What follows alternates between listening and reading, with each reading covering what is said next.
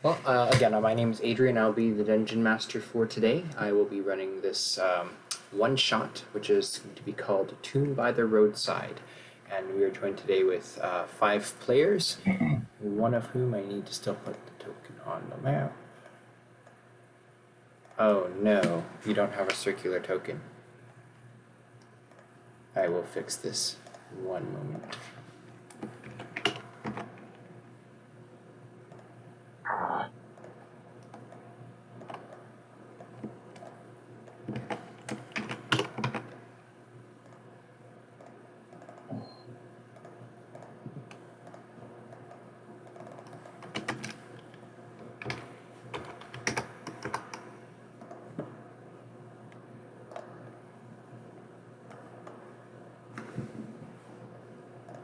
Okay, so we'll basically start off with character introductions. If you want to just say what your class name and like race is, and just any other information you'd like to use, you can go ahead and do so. And just in the Roll20, we can actually start off from left to right, and that actually does put Ulu up first. If you'd like to introduce your character.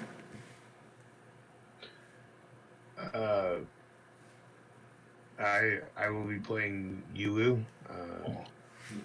She is a level 4 Fathomless Warlock. She is essentially an Octomade, so kind of think the villain from Little Mermaid, except with legs. Yeah. Perfect.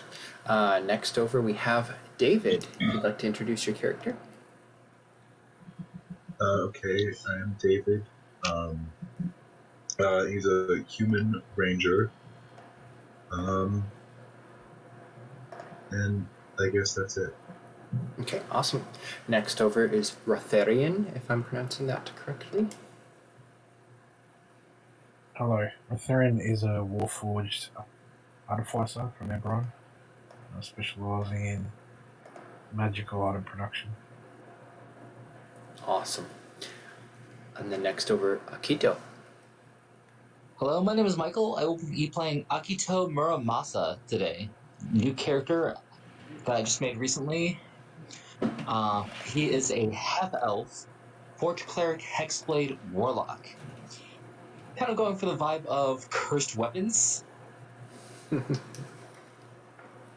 Because that's what Muramasa did, so the legend goes.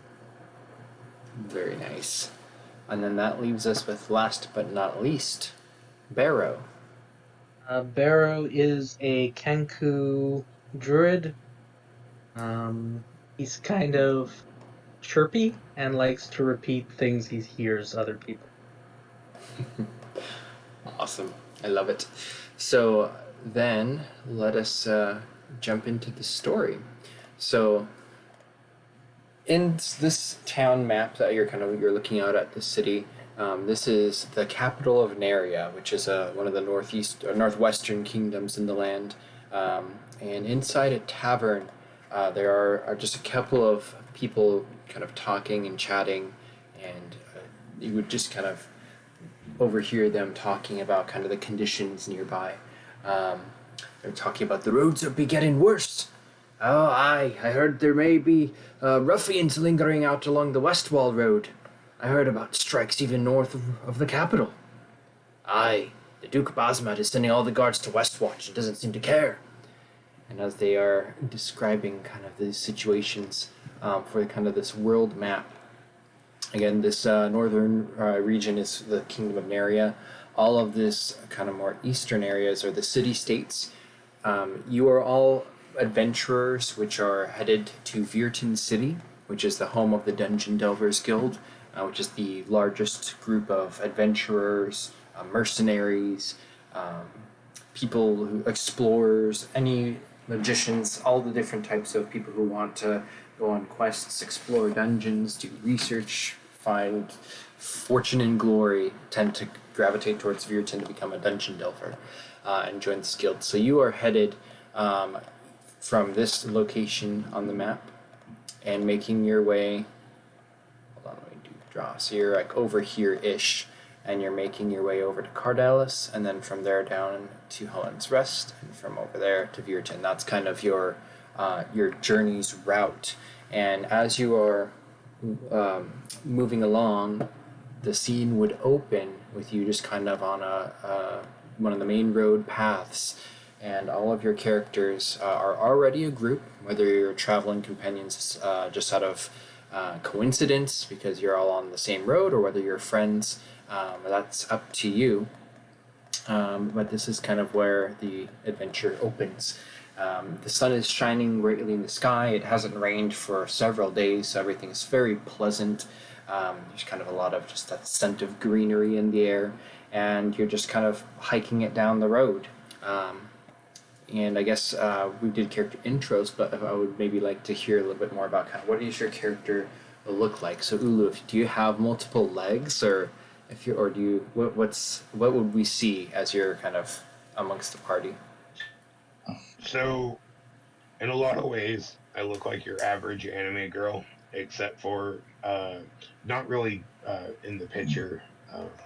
This is in the works. But anyways, her eyes are like just like jet black, almost like like a creature of the deep sea, almost dull like. Her hair is actually not hair. It's like really long tentacles that just like seem to like almost like Medusa out of her head. She seems pretty upbeat, even though she's probably a complete freak in everyone's eyes. So how does David feel about this character as you're kind of walking alongside?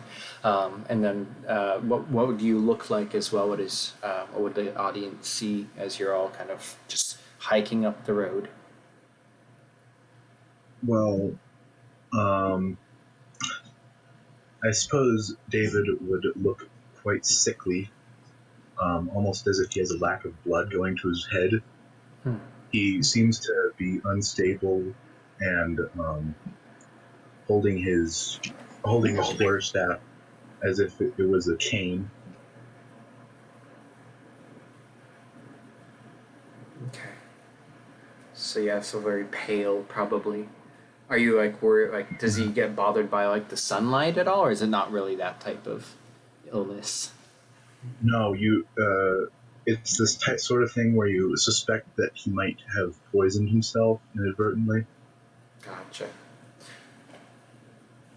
And then next over, we would have Warforged. What does the party see as you're kind of walking amongst the group of this well trodden main road? Probably an above average half cyborg looking construct thing. With the picture doesn't show up a crossbow and a weird little constructed animal next to him that functions like his friend and companion. Gotcha. Now, is that like a separate for game mechanics? Is that another like animal companion or something that you have, or do you need a token for anything else? It is, but it doesn't attack or it's not yet. Okay, so it's more flavorful. It's companion. Yeah. Okay, cool. Is it like kind of like a dog-sized kind of construct? Yeah, it's a dog-sized cyborg. Yeah. Cool. And then we have Akito. What does he look like?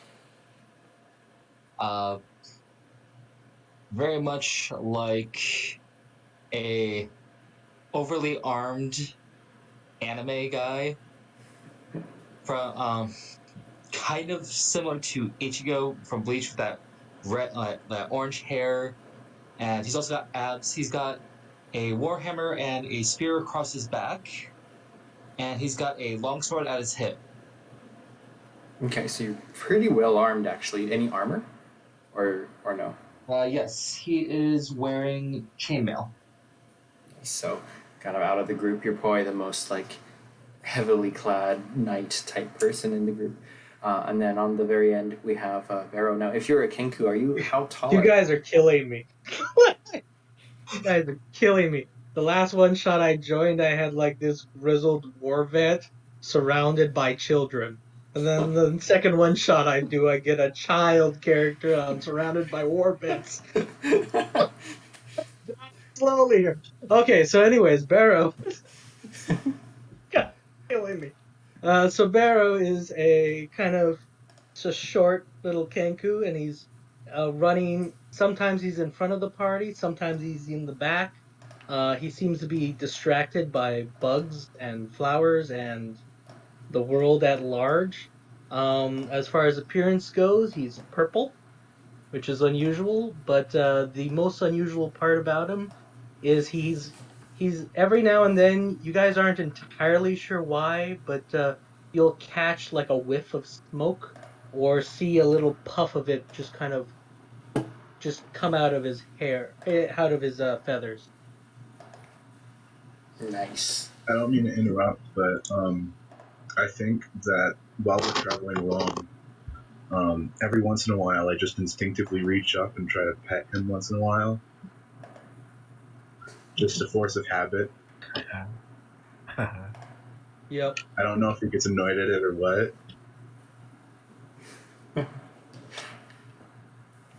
So as you're just kind of the day is going on, it's an all day hike. You've been moving for hours. Stopped off probably for lunch, with you all eating kind of your own various rations of whatever substance your character prefers. And as you kind of get back on the road, it's been a quiet day until probably about 3 o'clock in the afternoon. The sun's a little past its highest peak, and it's starting to shrink down a little bit. Not anywhere near dusk yet. It's still very well lit. But you come around a bend in the road, and I would like you all to roll perception checks to see who sees this first. This is my hit. Nat 20. Right off the bat. This is my favorite terrain. Does that give me anything? Yeah, you get advantage if you're a ranger in your favorite terrain. Good. So we have 22.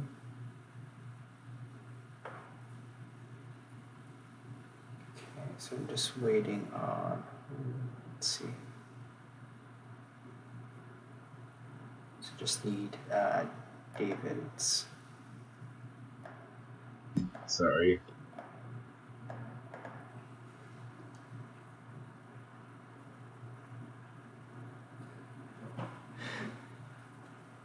First nat 20 and first nat 1.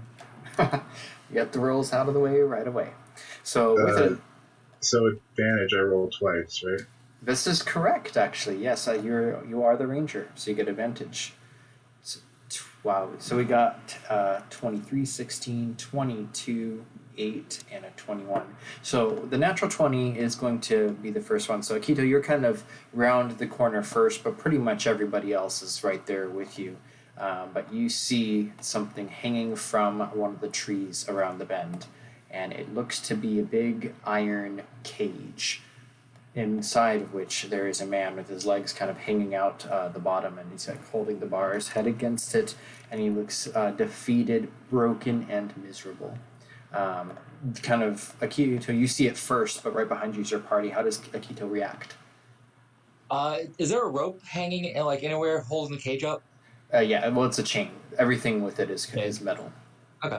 Well, he will pull off his warhammer, go over and smack the chain as hard as he can, trying to break it.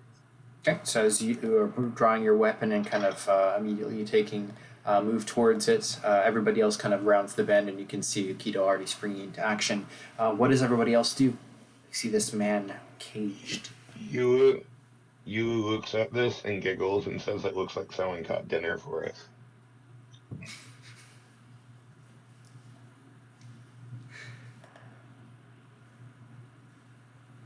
And then Barrow and Rotharian are trading flowers, it looks like. As you see the cage and Ulu's comment about dinner, what do you do? Barrow sits and watches. Okay. And David? I would like to join in. Are you wanting to join in to the sitting and watching? Sitting down.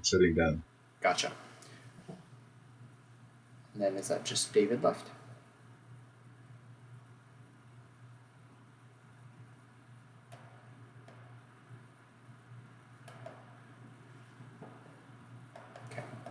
So Akito, as you get up to the cage, it's hanging about neck height is where the bottom of it is, and you can see his legs are kind of hanging down lower than that. They look to be broken, and the guy kind of, his eyes flutter open, and he looks at you, and then they kind of open. He says, "Help me!" And if you swing your warhammer, it's how tall is Akito? Are you like standard like 5'8" or? Yeah, something like that. Okay, so yeah, so you might be able to swing up with your warhammer because of its length and hit the chain above it to kind of knock it down. If you want to take an attack. Okay. So you hit it right at the connection of the top of the cage, and there's a shatter, and then the thing buckles and drops down to the ground. It rolls down, and he is very sad because his legs get squished a little bit more. Oof. Crunched. Hey, nobody accused Akito of being smart.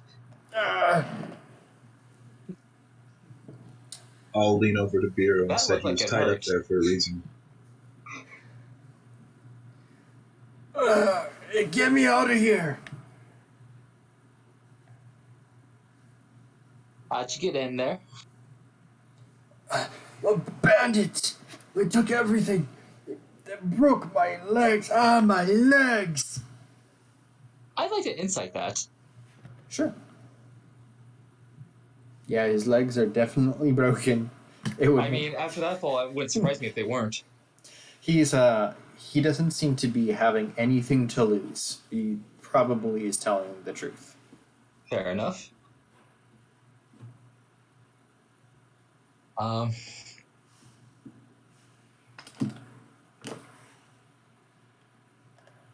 So, Kay just leaning down. Where are his legs at currently? They're off to, like, I guess, kind of towards the upper side because it rolled. They're pretty mangled at this point. There's some skin that's kind of just completely peeled away, revealing just kind of raw flesh. And then they're twisted in ways that they're not supposed to be. He will probably not walk again unless he gets to a major cleric. I mean, I can technically cast Cure Wounds. I don't know how much that would help. It'd patch up the skin, but his legs are broken. Yeah, fair enough. Yeah.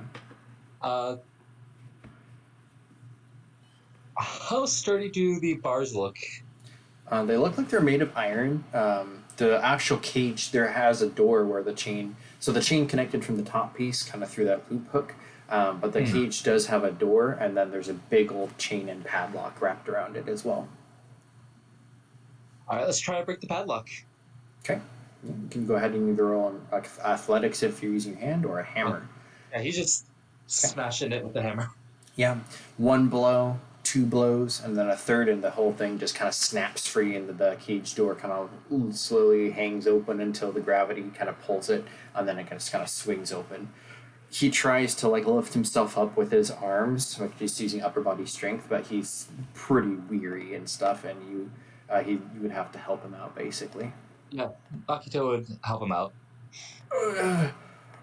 Many thanks, my friend. Oh, you're going to have to hold me. Set me down. He's help. Some kind of just slowly sets him down. Yeah, once he's laying down, he kind of lifts his legs out and moans in pain a little bit, and then just kind of holds his head, and he's like, "Well, there's no doubt in my mind that you saved me, so good attitude. If there was a way I could pay you, I would." He kind of looks over at all the other companions, kind of just sitting in the back watching, and then he suddenly kind of wait a second, you're not more bandits, are you? Not that I know of. I mean, Bear I don't will think these guys turn are. to Bear will turn to Rotharian and say in Ulol's voice, "It looks like someone's caught dinner for us."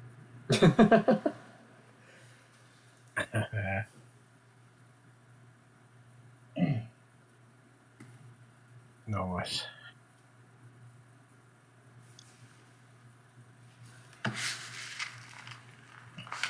will you be able to take me to the nearest town where maybe I can get an inn for the next couple weeks? Is he holding a chest currently? No, he does not have his chest. Okay, that's just the image. Yeah, it's just a token. Okay. But Akito just basically, okay, picks the guy up and just throws him over his shoulder. oh, thank you. So you are now carrying him. Why don't you roll me an athletics check?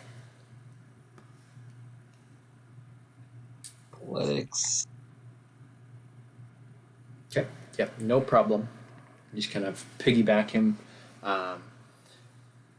It's a little awkward with his broken legs, but you're able to kind of grab him and like just kind of carry him along. He's just literally carrying him like a sack of potatoes right now. Oh, sack of potato. Okay, yeah, that works too. Like just right over his shoulder.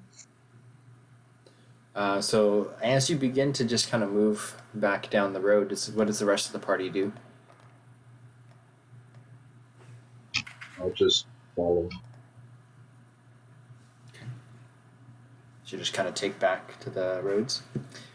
Well, time passes, at least a little bit does, probably another 20 to 30 minutes, at which point you start to round the bend in the roads and the scenery begins to change a little bit. The trees are thinning out and you're getting kind of closer to one of the more mountainous areas. As you're discussing eating the injured one, Lulu says. Everybody else, I imagine, is just kind of like hanging back.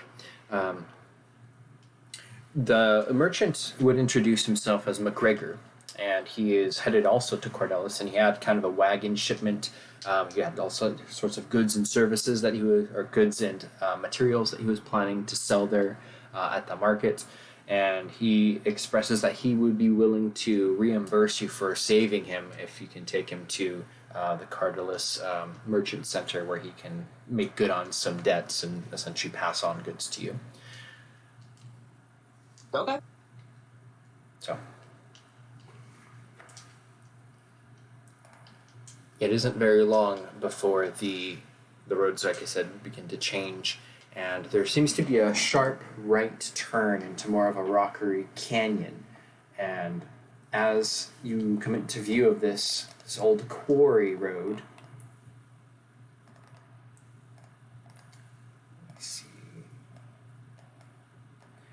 you see there's a destroyed wagon that's kind of the wheel and axle is broken here. Put one on the map.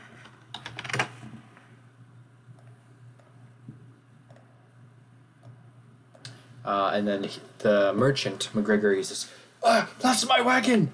Here, take me there! Before approaching, Akito is going to look around. Make sure that there's no bandits around, because this seems like perfect ambush spot. Okay, make a perception check. Okay, so you can see there's the destroyed wagon. It looks like it turned the corner slightly too quick and hit one of the major rocks. One of the wheels came off and the axle might have been broken.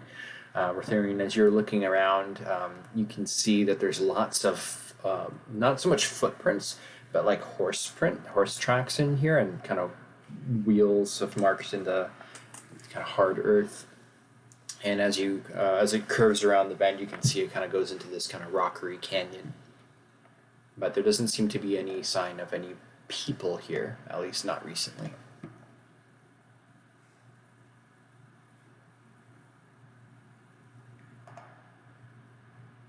Doesn't seem like there's anybody around, but I still got a bad feeling about this.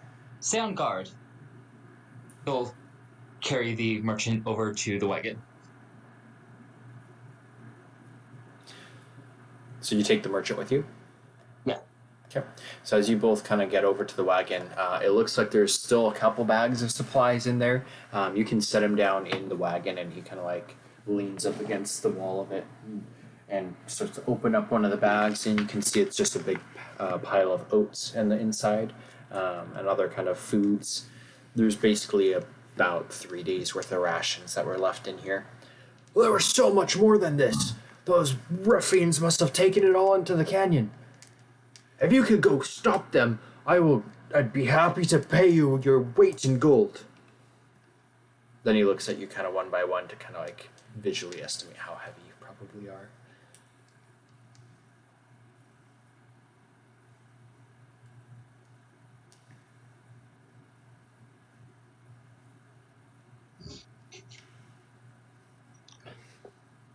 Yulu looks at the merchant and then like points at the Warforged and goes, "How about you pay us his weight in gold?"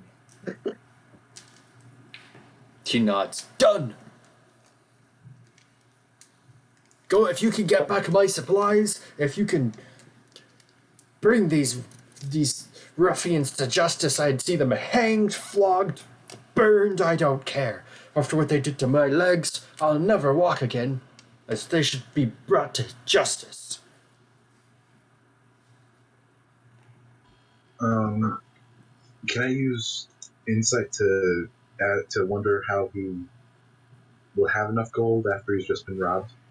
Yep, sure.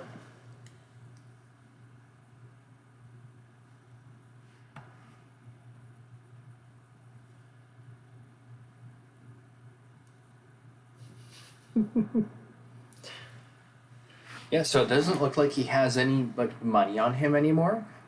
Based off the size of the wagon, if it was packed full of like materials and stuff that he could sell, he probably is a fairly well-off merchant, at least back in wherever his home base is. And if he doesn't have it on him now, he probably could make good that promise once he gets to a city.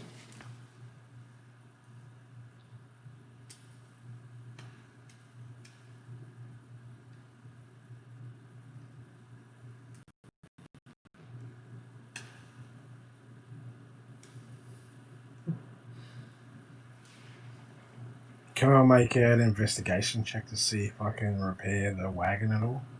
Sure. Yeah, if you want to take a closer look at it, go for it. Oh, wasted on that.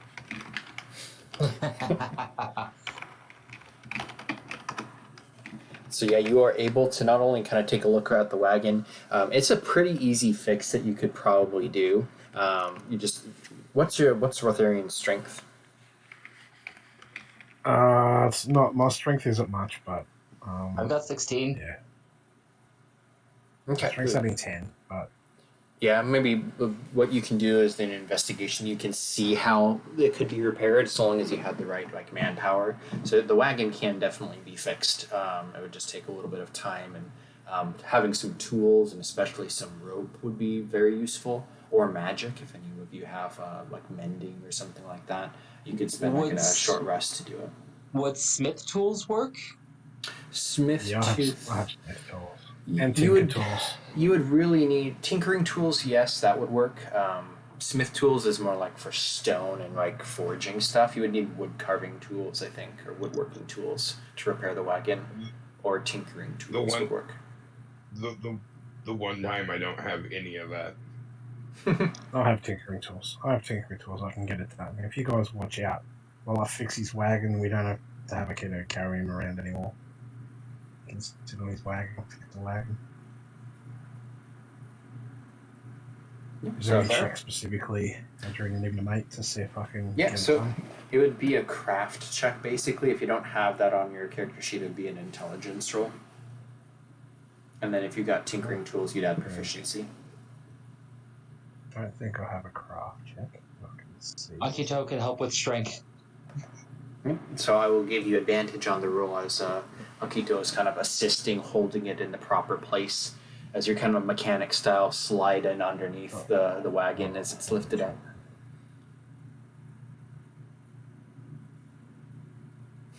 Okay, so intelligence check with... And then you get proficiency with your tools. Intelligence check with my proficiency, did you say? Yep, so you can just add +2 or whatever that is. That's the roll, and you'll have to manually add the proficiency. That's fine. Okay. That's what D&D always used to be for me. It's you roll dice and then you do math. So, yeah. That's huge.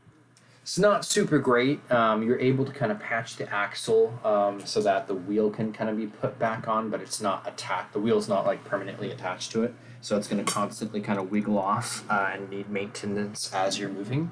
But with the current situation, it's able to stand level and not kind of snap. So, somewhat successful. And as you're doing this work, it's taking probably close to, again, like a short rest type of a period, so an hour. The merchant is kind of looking around, sitting in the wagon the whole time. And everybody else kind of in the area, I presume, are standing guards. It looks to be fairly quiet, but you may roll perception, those not actively working on the wagon. So Ulu, David, and Rotharian. And not Rotharian, you're working on the wagon. Barrow and David and Ulu can. I've not gotten a single good roll today. Barrow, you do notice that up in one of the ravines, you see a pair of eyes or something glint. Maybe it's not eyes, maybe it's like a spyglass or something kind of glint in the sunlight. But as soon as you're kind of looking there, you see it kind of disappear. And then after that, you hear, with your 23 perception, with your ears, you hear somebody kind of running away from the area. Barrow's going to yell pretty loudly. It looks like someone's caught dinner for us. Sorry, guys, it's a one shot. I have a limited vocabulary right now. I love that you're playing that aspect of the game. That's amazing. Accepted this. It'll get bigger as he gets levels. So yeah, there's the pitter-patter of feet scurrying across one of the canyon walls. And at that point, Rotharian, you can like pull yourself out from under the wagon, dusting your hands off. You think you did a pretty good job. Akito, you can see that clearly the wheel is going to need constant like supervision if it's moving. But yeah, it'll move. Just it's going to be like take two people, one to drive it, one to keep the wheel on type thing.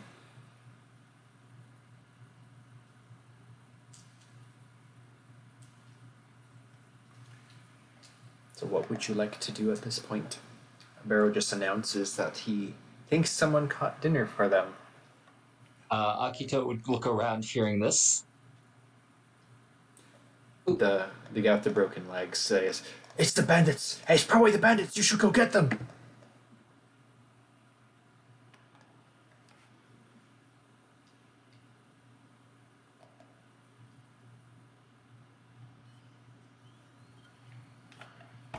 Akito will walk around. Okay. As you kind of round the corner and kind of look down the canyon, the sun is kind of getting to be at more of a lower point up in the mountains. It's not dusk yet, but you probably have about maybe 30 minutes of pre-sunset light. But you don't see anybody. As you kind of come around the corner, it seems still.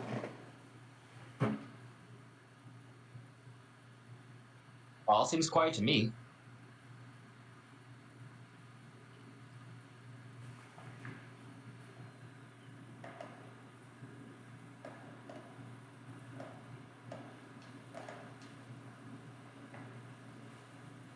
Are you guys? So what do we say we roll out of here?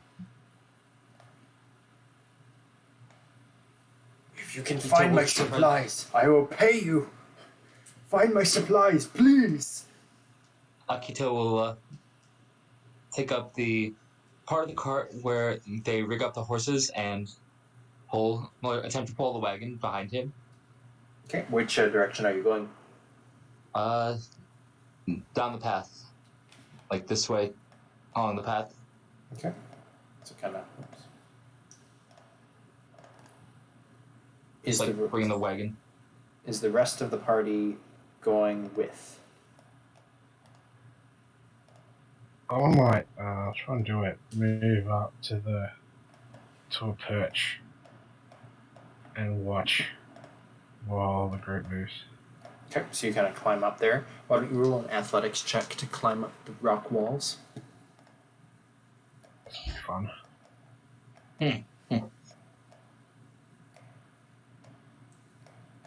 So, couldn't get that on the repair job.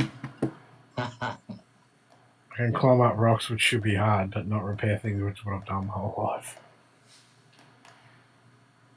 Where did the Okay, cool. Go. I dragged them off. Oh, there you go. Okay. So yeah, Rotharian, as you're climbing up there, and you kind of get a view a little bit further down the canyon, roll another perception check for me.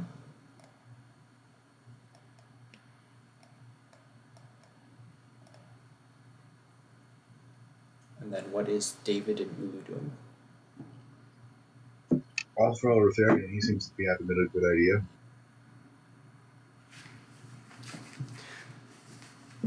So Rotharian, as you get up to the top of the rockery and you're looking around the corner, with an 11, you see up ahead, not too far around this corner, is what looks to be an opening in one of the rocks, and surrounding it is like almost like a doorway or like a tomb or some sort of like man-made carve out into the rock wall. Surrounding it are something like 8 horses, all tied to different posts that have been set up.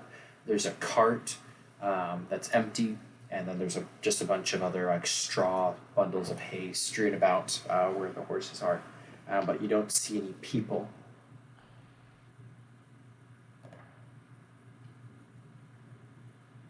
Kito, you are definitely like pulling the wagon in that direction.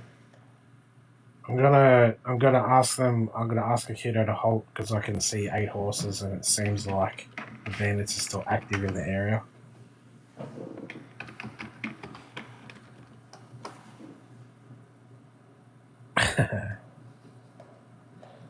And yeah, I'm gonna probably try and take cover with my light crossbow. I have a little. I'll try and make it. I don't know if I can. Well, yeah, I don't think I can. I'll cut it over. So the merchant's like twisted around, so he's trying to like watch where you're going, and urging Akito faster. And then as you're imbuing it, do you want to get out and walk? Oh, sorry. Let's see. Okay, what are you trying to imbue? I'm going to imbue a little 6-second long recorded message of what I'm seeing and throw it down in the general vicinity of my allies so that they know. Okay. Yeah. So this rock kind of like tumbles down into the canyon and then just kind of like emits like a hollow recording or something for 6 seconds. It's like R2D2 rock. It's like a seahorse. Yeah, it's like a slightly better version of R2D2 going, I see horses. I see contact. Arm yourselves. That's about it. Yep. So this lands kind of in front of Akito, and you see this kind of projection, this holograph almost of the tomb beyond, and you kind of see this here, except there's a bunch of horses.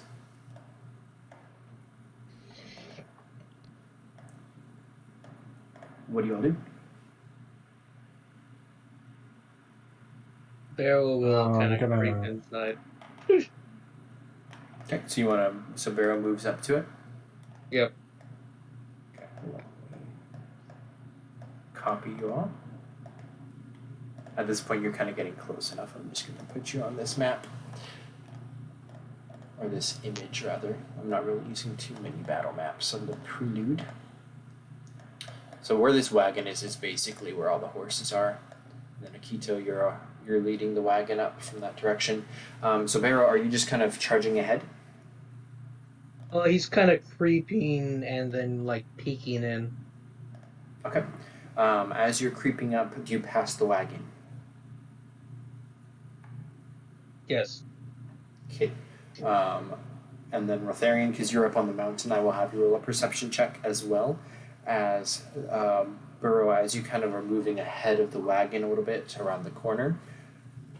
With a 22 stealth, you sneak up towards the horses. Rotharian, with the 14, as you're kind of, I imagine you're following along the top of the canyon a little bit, kind of crouching, moving forwards at the same time as the wagon. You can see that there is, in fact, a cloaked human bandit, or what you presume to be a bandit, getting ready to dislodge a stack of rocks, which will cascade down onto the wagon as soon as it comes into range, which is probably in the next 6 seconds or so. Barrow is gone as unnoticed and kind of moves past the target zone.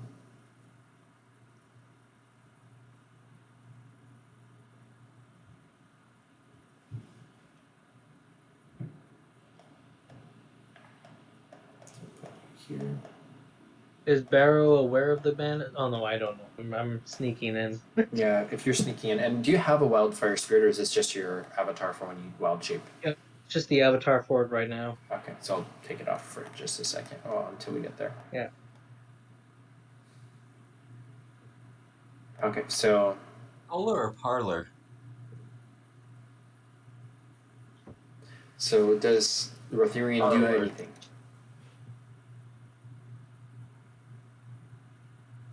You have a split second where you're seeing this bandit about to drop some rocks down on the wagon.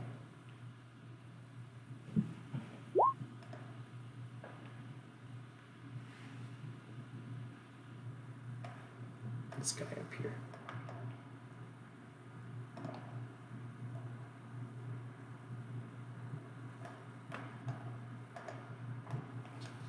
The wagon is beginning to move forwards, and with nothing happening, the rocks just begin to tumble down towards the wagon. Akito, you see all of a sudden the top of the cavern, or the canyon, just dislodge itself and start tumbling down towards you. Please roll a dexterity saving throw. Oh, good. The one of the things he sucks at. With a nat 20. That's enough to jump out of the way. With the natural 20, you can actually just jump down kind of behind the wagon. There is a startled yell from the top of it as the merchant gets squished under the rocks and the wagon kind of crunches down on its wheels, the repair breaking. You take no damage because you're able with the natural 20, but the wagon is destroyed and the merchant is once again crunched underneath rocks. The bandit at the top begins to run. You're not having very good luck today, are you? Is the merchant still alive? If you want to try to find out, go ahead. Yeah. This is... Here. Will you... If he is close to death or dying, will you spare the dying to save him? Okay. That he does not seem to be moving at all, and the sparing you can feel the spare the dying action does actually do something to prevent him from being dead. And then we'll go ahead and use Cure Wounds on him. Okay. And as you're casting this spell, his eyes kind of flutter open, and he's like, "Ah, the pain!" And he has You'll live, but you just seem to have some horrible luck.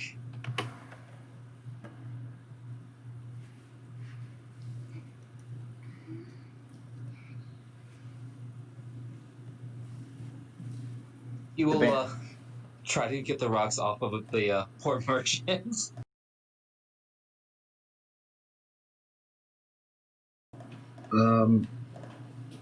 Might I try and find out where the rocks came from?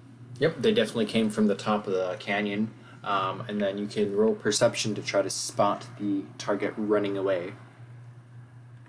Can I get a free shot on him still at the top because I've already spotted him? Or Yep, you still have line of sight on him. all right, I'll have a crack. Yep, David also sees him. Because be I'd visual. like to It'll find out. Should be try. visual.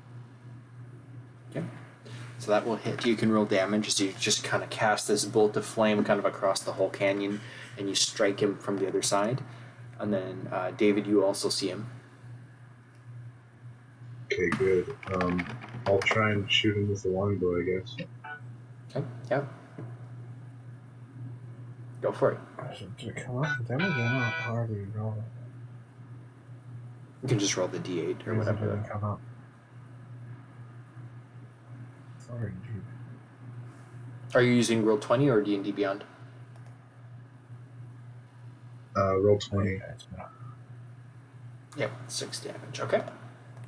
Yeah, he takes the flame blast in the kind of the back, and he almost tumbles, but he rights himself and continues to kind of skirt along, just almost out of view, and a longbow goes twang, and David, roll your attack. Okay, that just misses and sails over his head. And then he kind of drops down out of view from the other side of the canyon. And Akito, as you're kind of digging out kind of the rocks and rubble and just dirt that's kind of dropped over the merchant, he's like squirming and whining. What is Ulu doing? Ulu's gonna look at everyone else and be like, so, you guys not gonna eat that? And then Barrow, what are you doing? Yeah, Akito actually has a response to this. Okay, go ahead. Barrow is. Well, he Real was quick. creeping up ahead, so he doesn't hear any of this. So, real quick, Akito actually has a response for Ulu. Well, if we're gonna eat him, we should at least get the pay first. You can't eat me! Can you keep the meat you're still alive. fresh that long? It's unthinkable! You can't eat a man! Barrow's never tried. Probably in like 5 minutes if you gave me some time. What barbarians have I fallen amongst?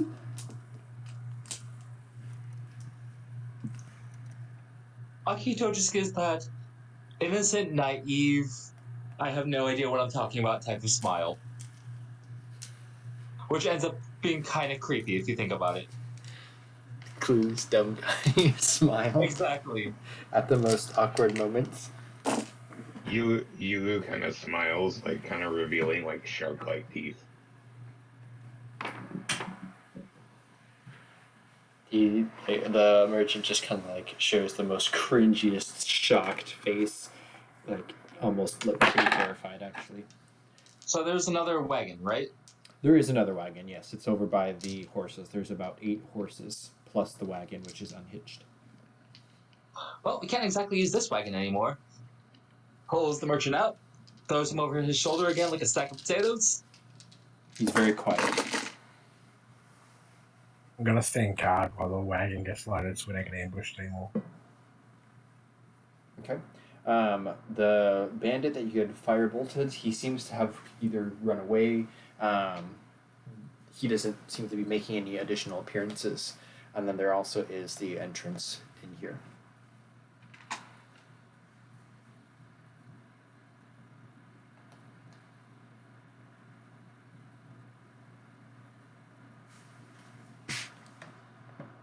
So as you're standing guard, you see the group kind of hitch up 2 of the horses to the wagon, it sounds like.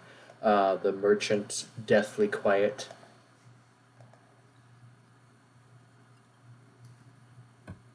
Barrows, would you like to roll a perception check, seeing as how you're the closest there to the door?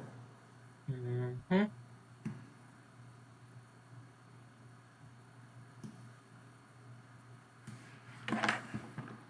Okay. You hear something from within the cavern, which I will message to you.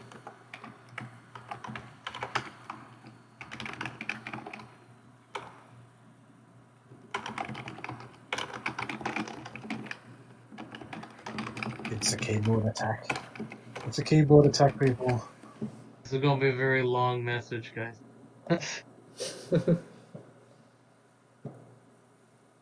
So Barrow's just gonna repeat exactly what he just heard to everyone around him in the voice of the person he just heard say this. Someone's out there. Go run and tell the boss. Would I be able to use primeval awareness to sense how deep they are in there? Yeah, what is the monsters or creatures that senses for? Ulu looks at Burrow and smiles and goes, "Your voice reminds me of dinner bells. I kind of appreciate you." As she like starts like walking towards the door. Did you just say my voice reminds her of dinner bells? Yep. Ah, okay. Barrow is perplexed. And he'll pause for a minute and then he'll reach into his in underneath his arm and pull out a worm and just like hold it for her. Out for She like pats him on the head and goes, "You're cute." Akito with the merchant over his shoulder. Did you hear that? They found other dinner, so they won't be eating you now. He just doesn't even know what to say. He's like, okay. Just falls like right behind the others. The merchant just over his shoulder like a sack of potatoes. Okay. after this adventure, the merchant's gonna be paying for therapy. I Right. thought the bandits were bad, but the adventurers were much worse. As Yulu goes walking through the door, she like giggles back at the comment to the merchant and goes, "Don't have to eat him for now. For now." That's what I said. So Ulu, you're coming down this tunnel first, and you see kind of a stretched passageway leading to stairs going down.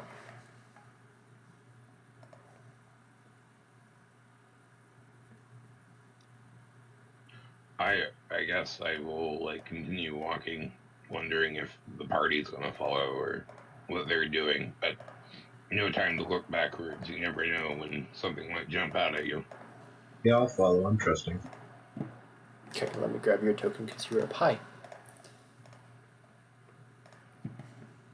Okay. As you are coming down this corridor, the light begins to kind of it's getting dimmer and dimmer until you get to one of these final doorways, which is hitting what looks to be a little glass mirror. And as you descend the steps, there is just this piercing flash of light bouncing from corner to corner as you're coming down this tunnel. As you descend the steps, it gets into subterranean. The walls are lined with kind of a limestone-looking chiseled rock, and you see before you this just hallway into the darkness. Yulu has Devil's Sight. She can see like normal in 120 feet of magical or non-magical darkness. Okay. And then you can just see that it's a walkway stretching down until the end is a closed door. I'll do the normal thing and just take out my tinderbox and torch. Barrow's gonna do the semi-normal thing and just create a little produce flame in his hand and just walk around with it. Okay. As you're able I can to see just fine through all darkness. So as you go through, let's see.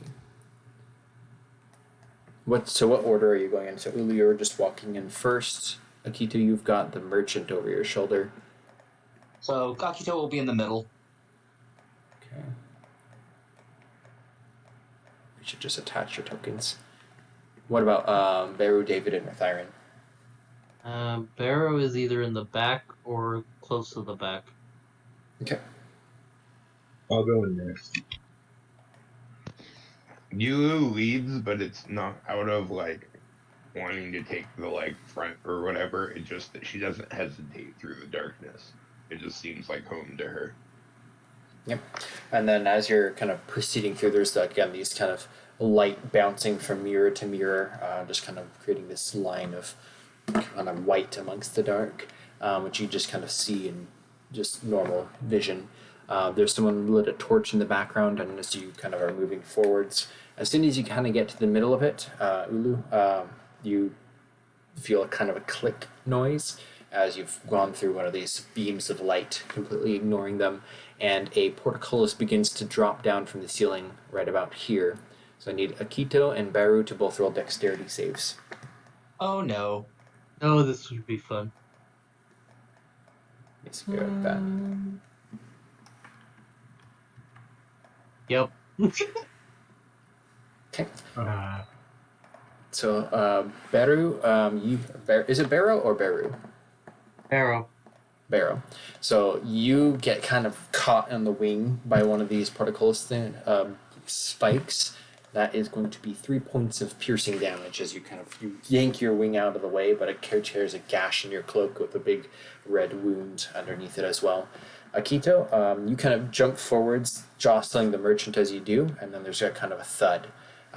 David and Barrow, you see that there's now this metal grate blocking the pathway in. And then Ulu and Rotharian roll perception checks. Actually, no, because you have Devil Sight, Ulu, so you can see it. What about Rotharian? Do you have Dark Vision or Devil Sight? No. Okay. So, Ulu, you can see everything happening down this hallway, but Rotharian, you're just sensors of being a Warforged. You just hear kind of this low, rumbly click, and then part of the ceiling, Ulu, drops down almost like two rails, and an enormous rock comes rolling down. You have approximately 6 seconds. What do you all do with your 6 seconds? You Run. Is it coming from in front of us or Yes, behind us? it's coming from in front of you. Oh. Oh. You turns back and just starts sprinting and says, "Run." Okay, so you run. Immediately you almost hit Akito and the merchant, behind of which is this grate. We have 6 seconds. Yep. Well, you basically have one round as this is kind of rolling up towards you. So you All right. so Ulu's says run, and then immediately Ulu sees that the way is now blocked with the portcullis. Blasting at the boulder. Oh, that's right. Because you've got. Do you have Devil Sight too? I do. Yeah, so you can see this too behind Ulu. So it just throws an Eldritch Blast at the boulder. Okay. You carved a little notch in it and blast a chip of rock, but it's still spherical and rolling. Guys, get this thing open. So I'm gonna cast Barrow, on the. Wait, how did Ulu get out? yeah, ooh, there's a gate. Go back. Oh, there's a gate? Yeah, a portcullis Yeah, there's a dropped. gate. Yeah. So, Barrow is, on his turn, is going to summon Pat over here. Oh, okay, you got it. Perfect. Over here. His boulders move faster. Pat over here. Okay. And then have her, fly over here and quietly teleport everyone who wants to fly out of it. Okay. That's excellent. I'm just curious. How can you teleport? What skill or ability? So, this is Pat's special ability. The spirit each 5. Okay, perfect. Is everybody willing? Yes. So Merchant, say yes. Are you willing to be teleported, Merchant? he just goes, and he doesn't have a choice. He's getting Yeah. barbecued. Yeah, Pat just kind of appears, floats over to you guys, and is like, "Do you want to teleport now?" And just teleports Yes, please. everyone. so everybody can move themselves back to the entrance as the rock just kind of tumbles forwards, rolling and spinning, kind of making a grating noise as it's perfect, or was perfectly aligned with the walls with centimeters, but now there's a chip, and so occasionally every time it spins, it's like a as it carves into the wall a little bit. But yeah, there's a moment of where you just almost got hit by this boulder, and then it hits the grate, and there's a big parts of the metal kind of bend just ever so slightly, and then the boulder kind of rolls back and then kind of settles, and then part of the floor just kind of slides open, and the rock just kind of rolls down into a pit. The floor closes behind it, and then the grate just slowly begins to lift up.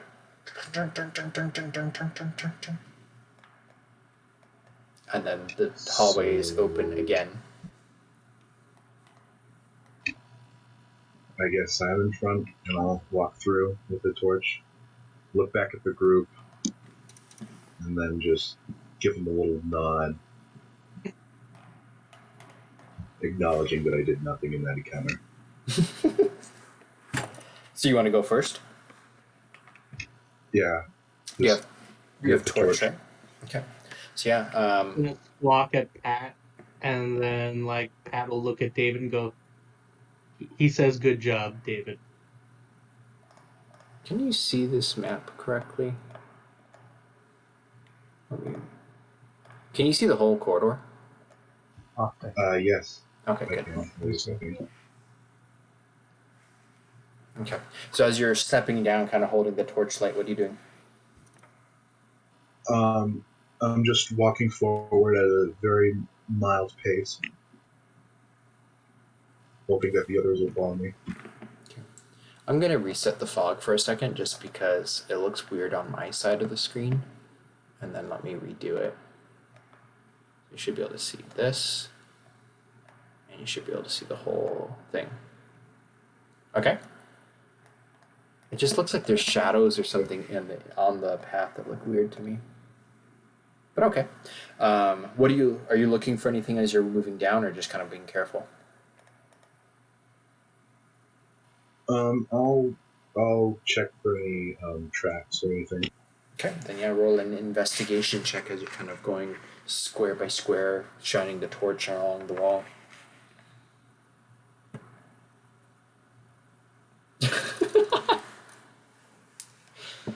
Who is it with me today?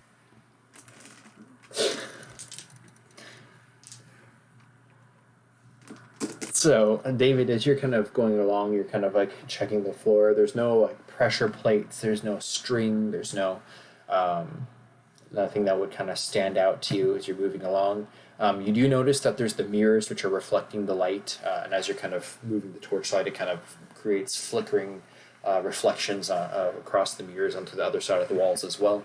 But probably so with Rotharian's investigation, he probably points out these mirrors to you, and as you get closer to the edge, you can see on this side here, there's not just a mirror, but also it looks to be some sort of sensor mechanism which detects the light. And it looks to be, as Ulu was just moving down, she had blocked the path of the light reflection and triggered the trap.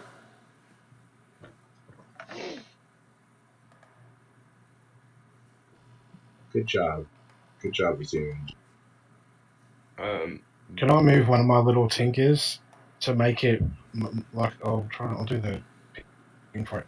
Can I move one of my little light tinkers down to replicate the light? Like basically permanently disabling it type thing?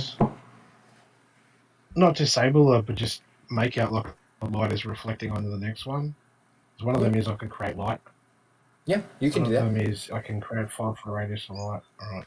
So I'll put one of my little tinkers on the first reflector and replace the reflective light so that standing there doesn't trigger the boulder.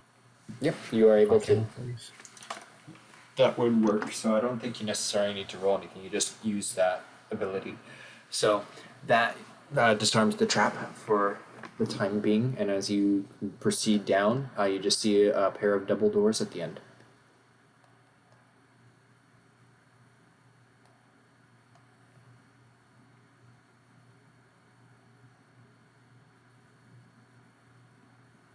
Well, we don't want you to die, so your probably best bet would be to wait out here in these bushes. I can Akito putting them back. I can do that. Come with us.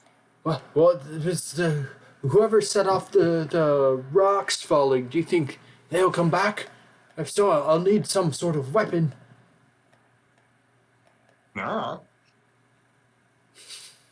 you think it's safer out here or with us?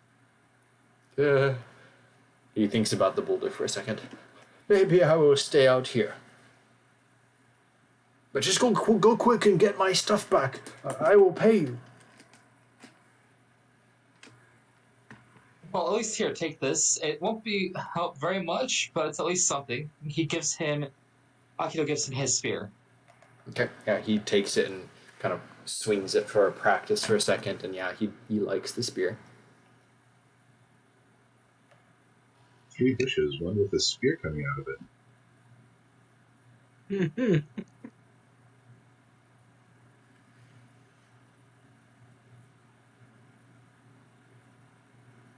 He's hidden in the bush and he's got a spear. Yep. Yeah, he's trying to hide. He's not very successful at it. He's like a pumpkin in a blueberry patch.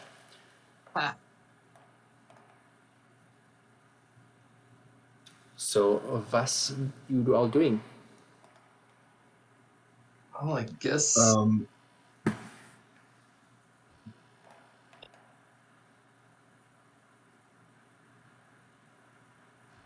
just walking forward. Okay. Yeah, so you can get to the double doors down at the end. They look to be barred. What material is it? Oak.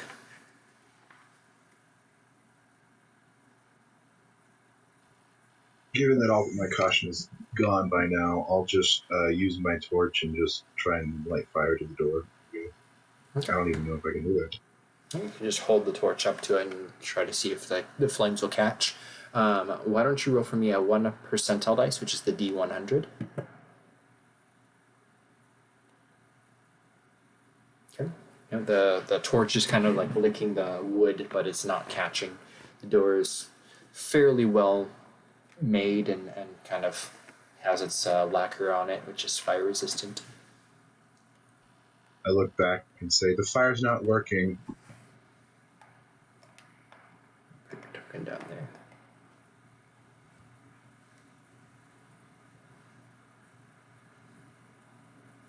Anyone else have a better idea? What's not working? The fire. So it's being barred, yeah? Yep, it looks to be barred from the inside. Well, I can try knocking, he says, holding up his hammer.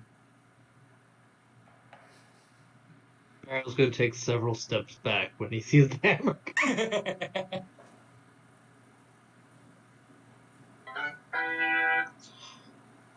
So he'll go ahead and take a swing with the hammer. Just boom. Okay, yeah, you can go ahead and roll. Oh, you already did. Yeah, so that hits it. There's a splintering crack, and the door gives just a little bit, enough to where you can probably peer through.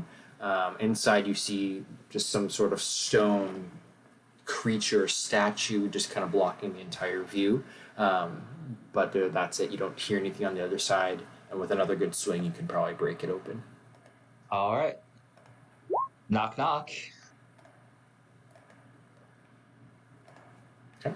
Yep, it crunches open, and before you see another room just strewn around with kind of rubble and stone, limestone chips everywhere, kind of a powdery dust.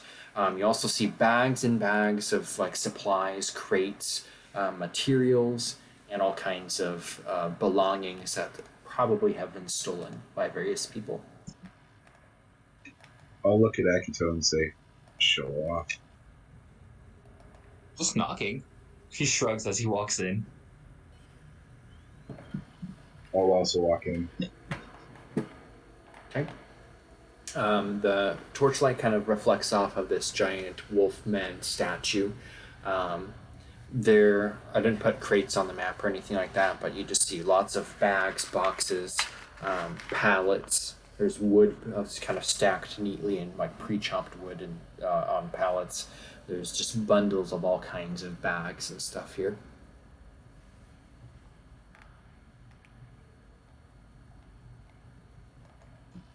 What was the merchant dealing in? I knew oats, but was there anything else? He had basically stuff to bring to market, so it could have been kind of all of the above. There's a very good chance that most of that stuff is in here, amongst other things. So yeah, I'll look at Akito and say, would you like to bring our guest into the new room? Okay.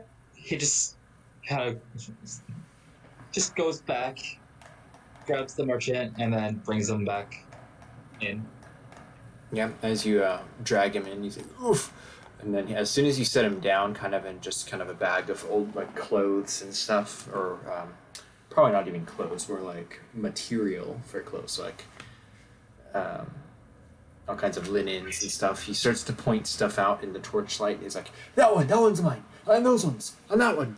And he probably points out probably about 15 different bags and boxes of stuff that were on his wagon. Oh, you're a lifesaver. Without all this materials, it'll make it much easier once I get back to the market. This is probably 8,000 gold worth of profit that you just saved for me.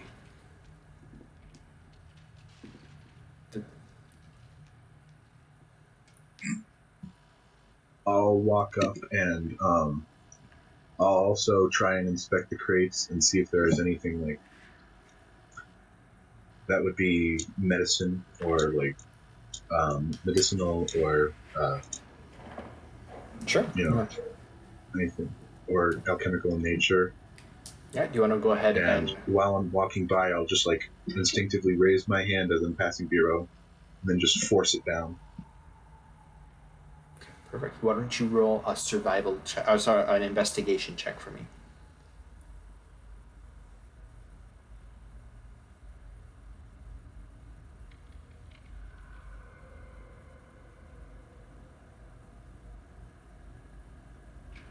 Okay. So as you kind of rummage through the things, kind of looking here and there, you find a couple items of interest, including there's a medicine kit or like a healer's kit. There is a herbal kit. I think that's actually, I don't know if that's the name of it in like D&D Beyond. But there's leather working tools. There's a set of cold weather gear, kind of all neatly packed up and put into a crate. There's a bunch of loose items of various nice robes and more like rich clothing. There's a suit of armor with like shining, glistening silver plate. There's cook sets. You find a loot. There's just all kinds of stuff spread out amongst this. It's almost like not a dragon's cave type thing, but just like bandits have just dumped all of their loot in here, it looks like.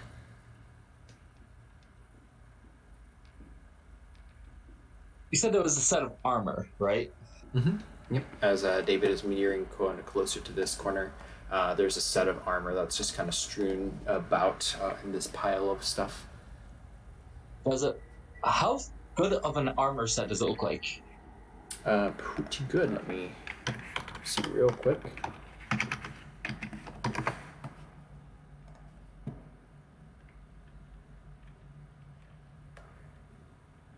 Here's armor.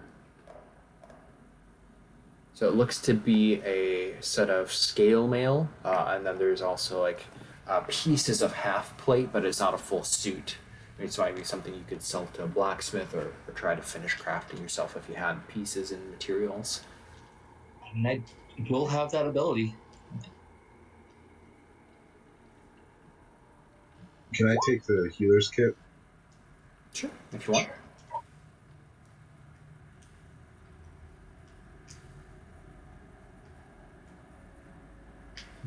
Ulu, as you are looking at it, you begin to just, it feels like cold stone, and nothing happens besides that.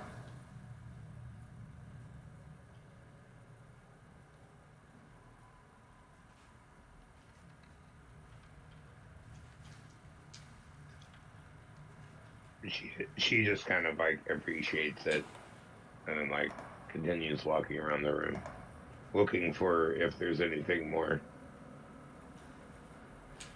Yeah, there's a lot of stuff in here if you want to kind of look through it. There's merchandise. There's a lot of rations. There's bags of flour, grains. There's corn, meal, stuff like that. There's boxes of salted meats, all kinds of things. If like no one like gets mad about it, she'll like grab some of the salted meats. Yep, there's fish, steaks, pork. There's other types of animals and stuff that are found in this area. Correction, there was fish.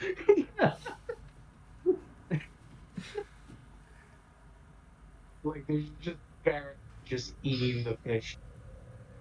All gone. There was fish, and then there was Barrett. Fish is no longer here.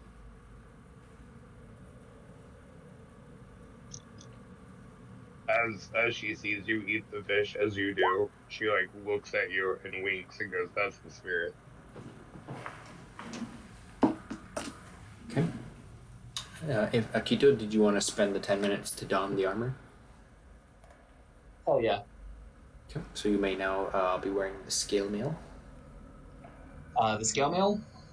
Yeah, there's not the half plate. Isn't a full suit of half plate. It's Okay. Well, that's what I'm saying is he's gonna collect the. You said it was half plate. yeah. If you get the pieces, it's like it's not a complete set of half plates. So it's not something that you could wear for the 15 armor, but it would be like stuff you can try to build off of or sell.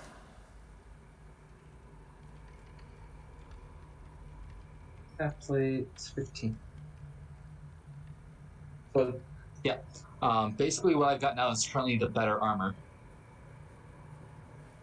Okay. He's got the heavier armor that gives him a 16.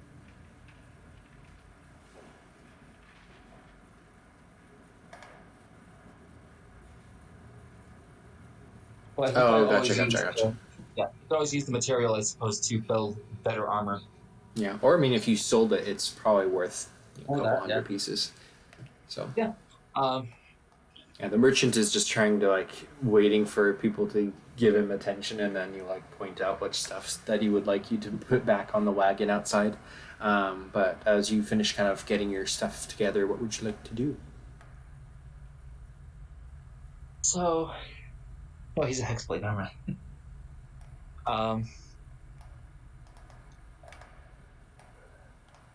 I forgot that Akito is a hexblade, not a genie warlock.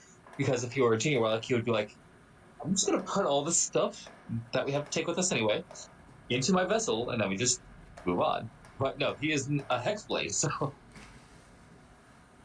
he will at least gather up the stuff for the armor. Okay.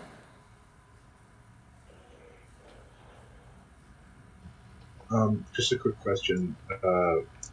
This was a healing kit, but would you say it's partially used at all, or does it have full uses? Yep, it's full. These are all things that they've taken from people. Okay. Okay, thank you.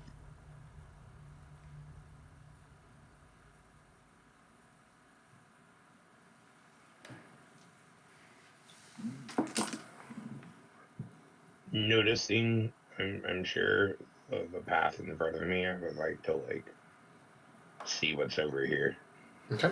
As you do with your vision, as you kind of round the bend here, my mouse will work.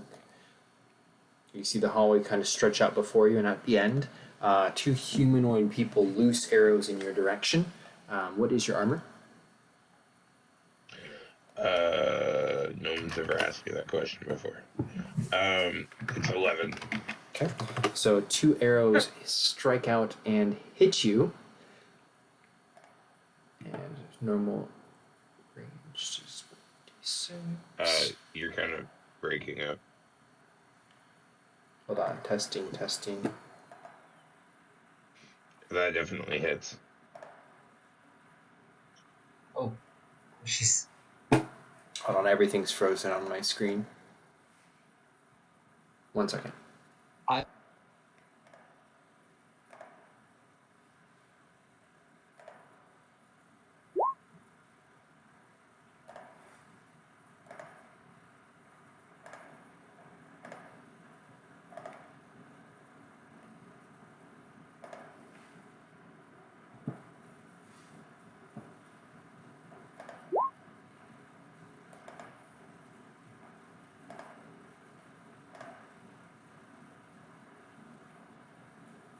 Testing. Okay, I don't know I what. can hear you better now. Yeah, I don't know what happened, but I think I'm back. Yeah, I can hear you really well now. Okay, cool. So the two arrows kind of whistle through the darkness, which you can just see through, but they do nick you, and you take 8 points of damage as these two arrows kind of go and clatter into the wall behind you. Okay. Ow. She like gives out kind of like a scream, like a in pain anime girl scream. Okay. Can I hear it? Yep. I think that would Okay. your yelp would definitely alert That's as everybody. good as I can do right now. Okay. Well, let's have everybody roll initiative then.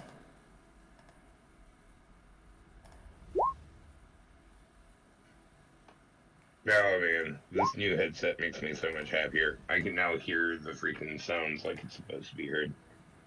Okay,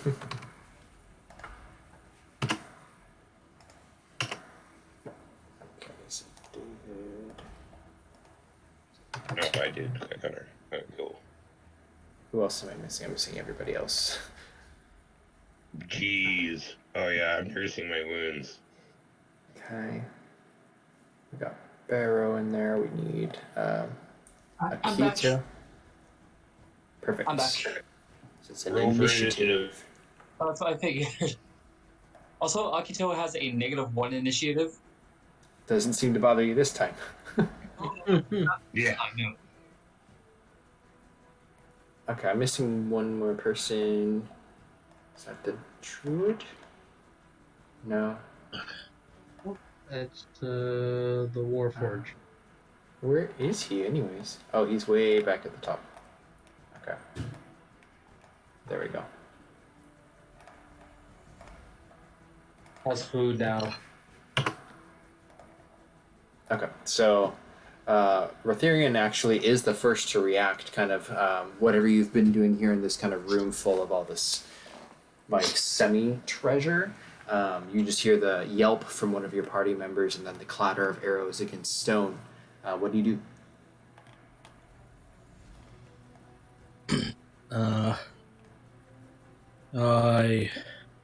How far am I? Yep. All right. I'll Yeah. move in. I'll move in a position. How many? Check my movement. 3, 4, 5, 6. I'll move to there. Okay. And ready my crossbow in case anything comes in line of sight.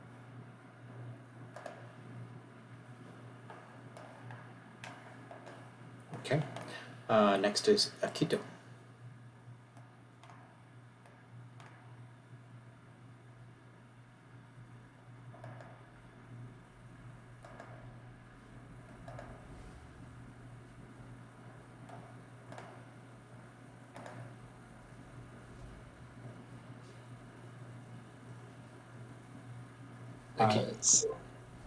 He's going.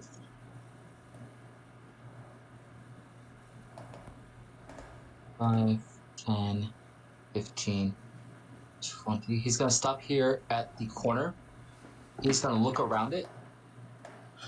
Okay. How far away are they? Looking around, it looks like they are about 70 feet from you. Let me see what I've got in my arsenal that I can do.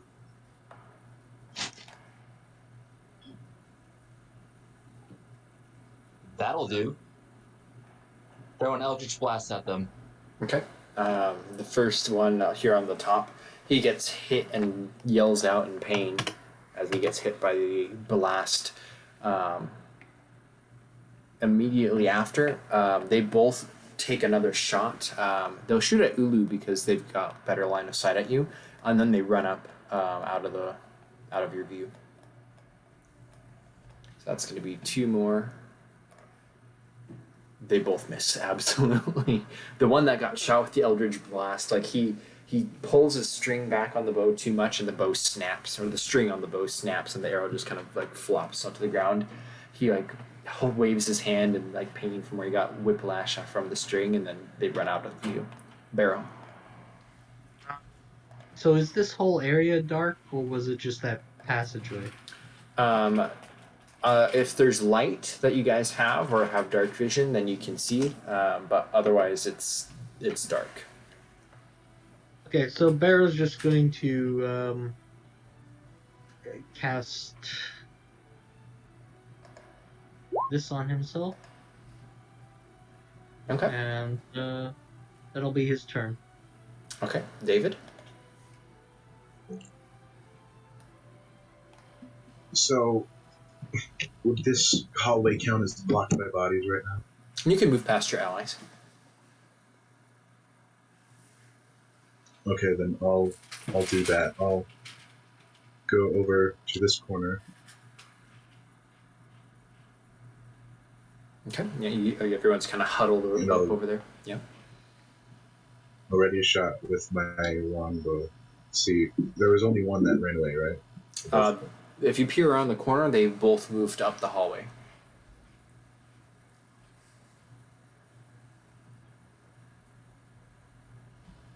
Shame, I wanted to shoot something.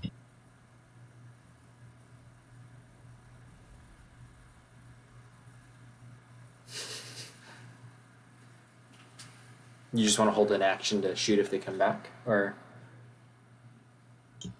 Yeah, that's what I'll do. Okay. Then that brings us down to Ulu, as you've just been shot at a couple times there.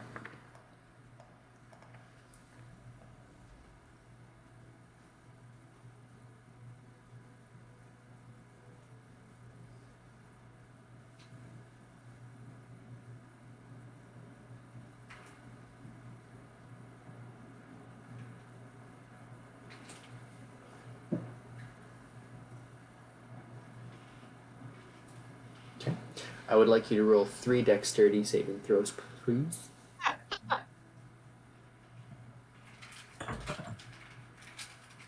Okay. You only need the one. Good start. Good start. So, hold on, I'm in the wrong layer. So you immediately, just kind of as you're running up the hallway, you step on this pressure plate. And immediately, another portcullis drops down. Do you continue on after that? Do you want to keep those rolls and keep moving, or would you stop at that point when you feel your foot sink?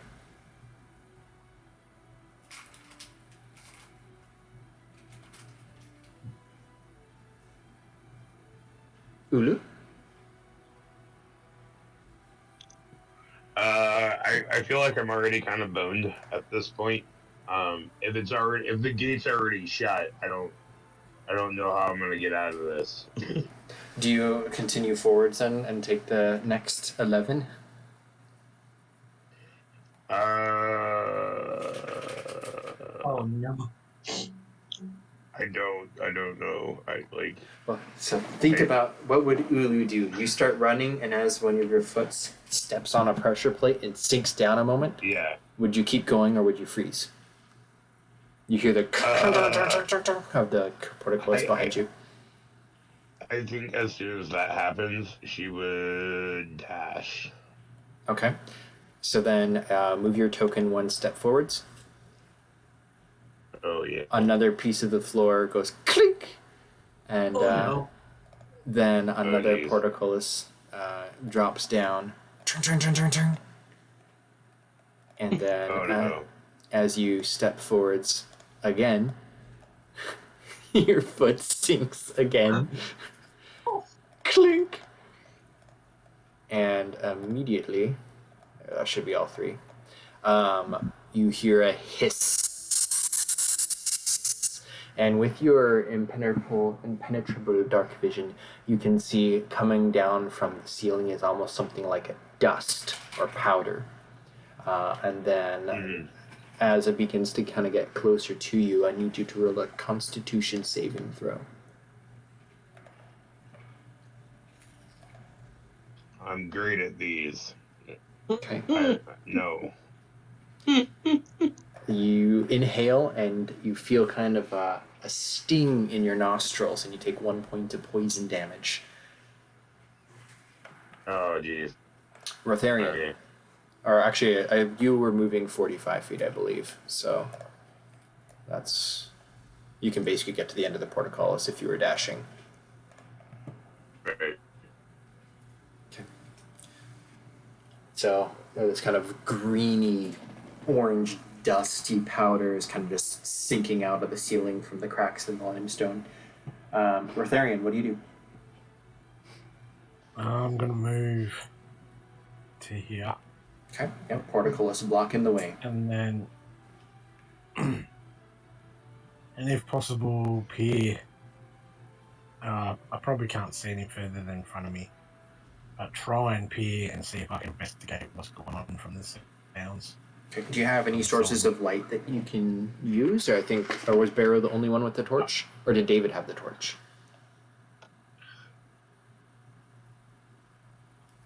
I'm pretty sure David has a torch. Okay, then yeah, Yeah, I have a torch. I'm sorry. Yeah, you check can close to me. You can I'll see check like 20 feet around, like that far. Yeah, so you can see that coming from the ceiling, basically on the edge of each square, is just kind of a little seam where it's filtering down kind of a dusty poison and just kind of fogging up the passageway. The portcullis itself looks to be fairly heavy. It's got teeth on the bottom, but it doesn't sink into the ground. They just kind of stand on the stone, and you can see that there's, from inside where they came from, is a chain mechanism that can be reclocked backwards to lift the portcullis. You don't see any way for the trigger, or there's no like handhold or wheel to turn it, but it can be retracted from what you can find. All right, thank you. Can I hand Akito something? Yeah. Okay, I'll hand him my crowbar and say knock knock. Was that David, or was that David. Okay, sure. At this point, like, unless you guys are like, you can move out of order if you want, but everyone's still going to basically get a turn before the next round. So if David, you want to give him that for your action, are you doing anything else? No. What about Akito and Barrow? Try to figure out the portcullis thing. Okay, so you've got a crowbar in your hand, the torchlight kind of lighting the distance, not that you really need it. From further up, you can see Ulu up against another of those grates. Barrow's just gonna be like, looks at Pat, looks at everyone else, and then looks at them with the crowbar and is like, just points to where points, and then Pat will just kind of turn around. Would you like to teleport again? How much can they teleport? It can only go 15 feet, so we'd be in the. How many times can they do that? As many times as they're available. There's no recharge on it. What kind of creature is it? A wildfire spirit. Interesting. I suddenly feel worried. If you don't teleport, it's gonna hurt. There's no way to tell you that. I'm just hoping that this like gas is not flammable. Well, if it's any consolation, we're not the part that's going to be blowing up. So I think. It's true, I haven't tried calamari before. So I need to know, Akito, if you're doing something specific to try to work with the crowbar, or getting it open, or otherwise it's a new round. So he's basically pointing at the crowbar and then pointing where? So Barrow's no, he looks at the crowbar, looks at you guys, and Pat just kind of turns like, "Would you guys like to teleport again?" Sure. So yep, Pat's going to teleport. Okay, go ahead and move your tokens up to 15 feet into where you want to go. Yeah. The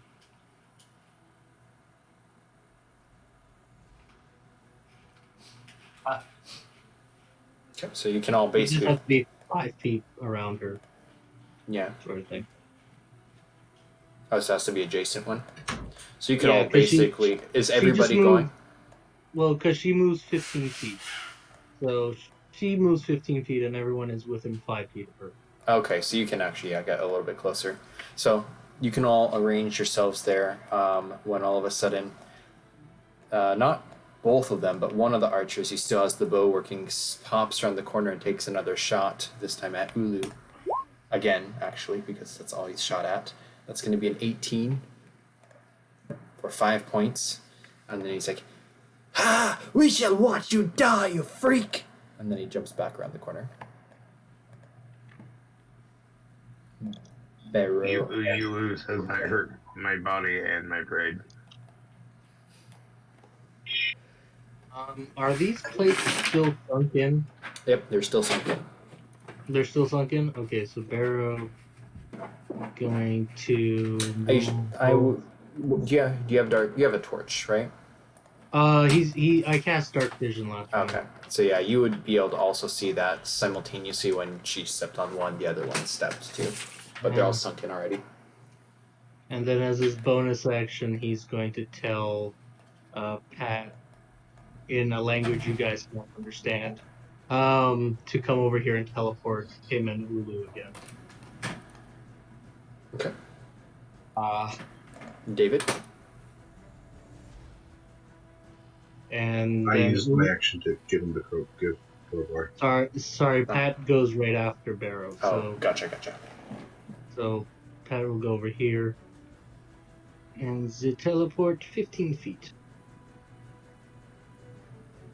Ulu, you're coming, right? Okay. Okay. So David, it is a new round, so you have another turn.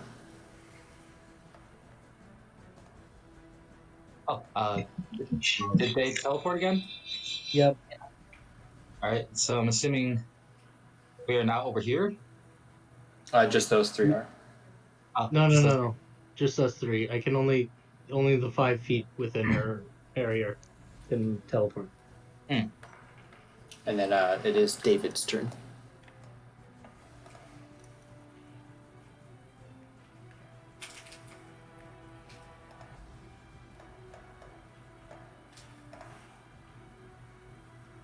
David, are you going to do anything?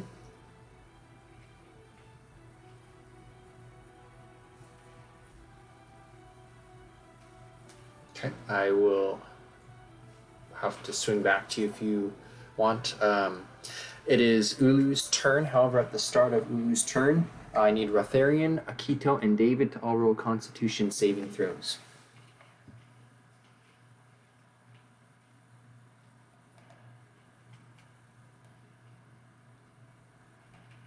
Yamada Akito?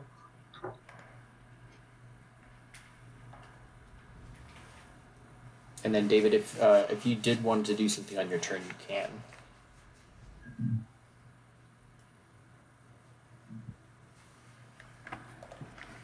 Rotharian also is not affected actually because you're a Warforged anyway, so you don't breathe in any poison. But Akito and David take 4 points of poison damage.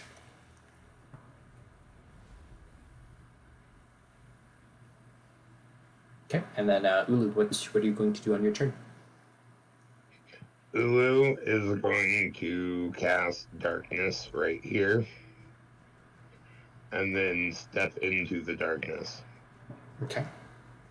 I will show you what you see, because you can What see my through it. devil eye sees.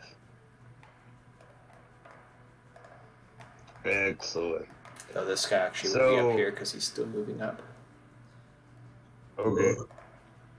So as a bonus action, I'm going to summon my Tentacle of the Deep up here.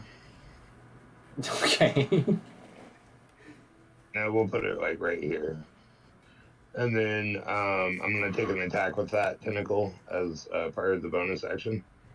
Okay. Right. Oh, wrong side. Sorry. I got so many tentacles on my screen right now. Which is the right one. Jeez, that is horrifying. I just looked at the screen and then just saw a tentacle just wiggling around. How much damage is that? Is that an attack roll? Yeah.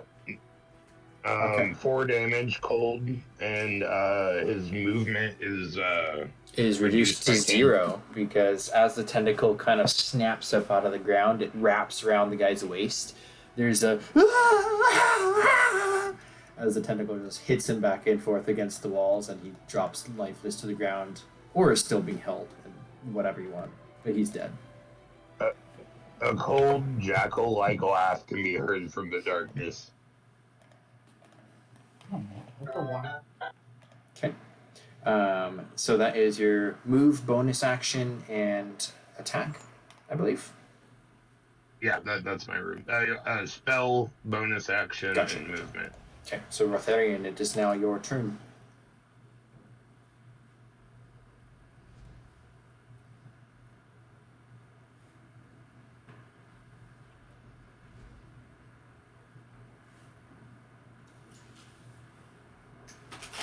Rotharian.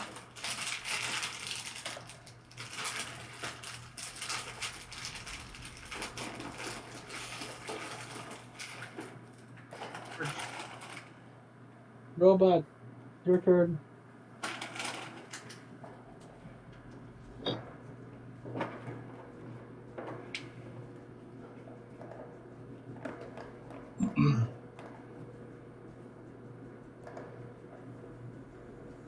Are you investigating the tiles on the ground, or the dust, or what are you doing?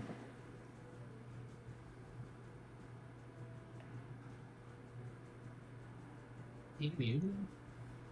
No, he's not talking. Well, I presume then Rotharian just kind of drops down onto Warforged knee, feeling the ground and feeling the sinking tile that's been triggered. It is definitely a pressure mechanism. It is the one in front at the top where you did is what's causing the dust to come out of the ceiling.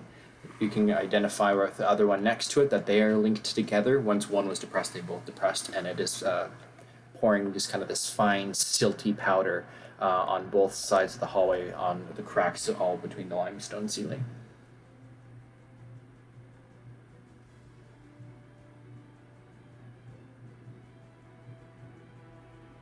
Hey, Adrian, that actually reminds me. I have a whole bunch of animated trap tokens. Do you want me to send those to you? Maybe post game can level up my Roll20 stuff. Yeah, for sure. Yeah, because these are super rad.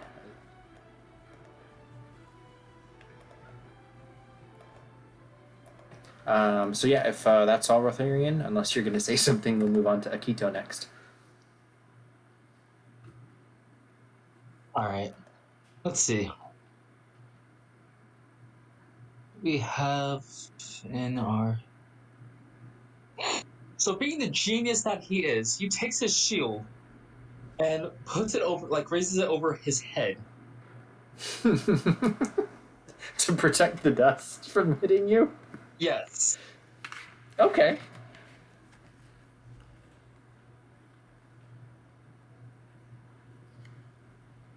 Okay. Yeah, and as you're approaching the portcullis, you can see through with your warlock vision. Shield kind of raised above. It is preventing the dust from getting into your like eyes, face, and nose and stuff. So it's actually probably gonna help you with your check on Oo's next turn. Smart thinking. I will allow it. It's actually smart thinking for the idiot. Because he's got an int of -1. So are you just doing one move then, or do you have anything else on your turn you want to do? I guess you would examine the portcullis. Okay. Yep. Go ahead and roll investigation. So it's kind of the same thing as the one before. It's just sunk down from the ceiling. The teeth are on top of the stone, not sunk into it. There's no divots for it to latch into. There's looking up into the ceiling. There is a little bit of a section where you can see inside where it's mounted to some sort of chain mechanism. And you can tell that it can be raised back up, but there's no levers or anything in sight that you can see. Okay.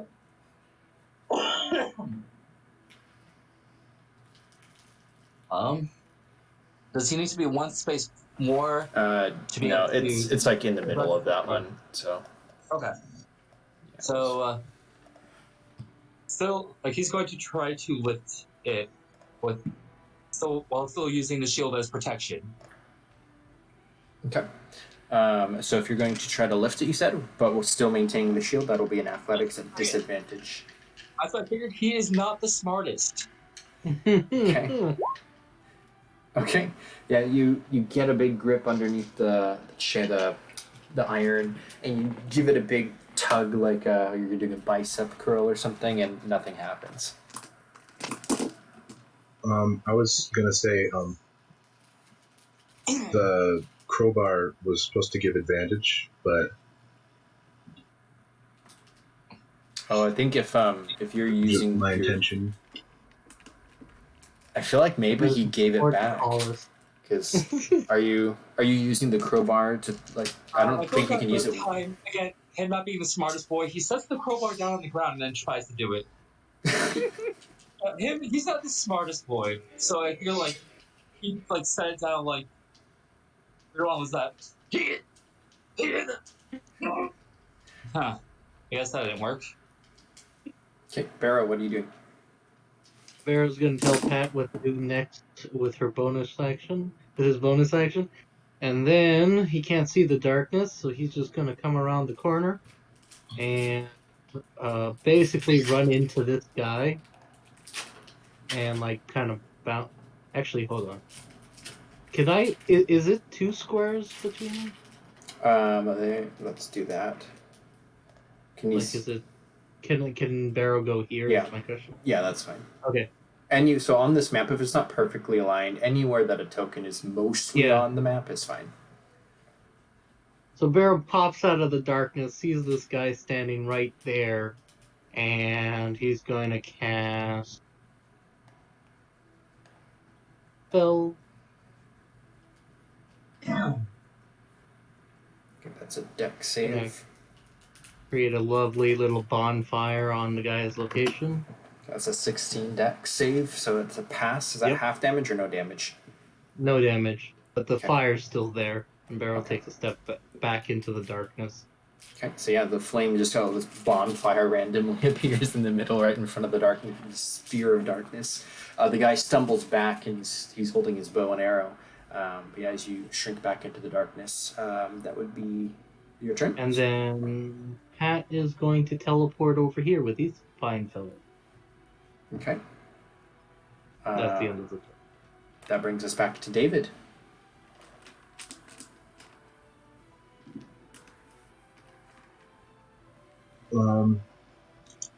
I'll look at Akito with a frustrated look and just move over next to him. Okay. Again, nobody said he was smart. Do you want to pick up the crowbar and try to push it open?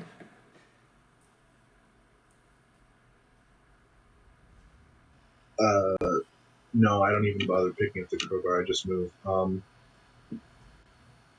My Roll20 page is lagging out a bunch, so I can't really move the character. You have 30 speed?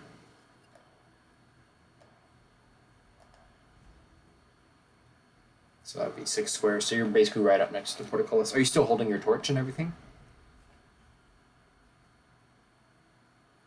Yeah, I am. Okay. Nothing happens as you bring it through the powdery dust of the poison.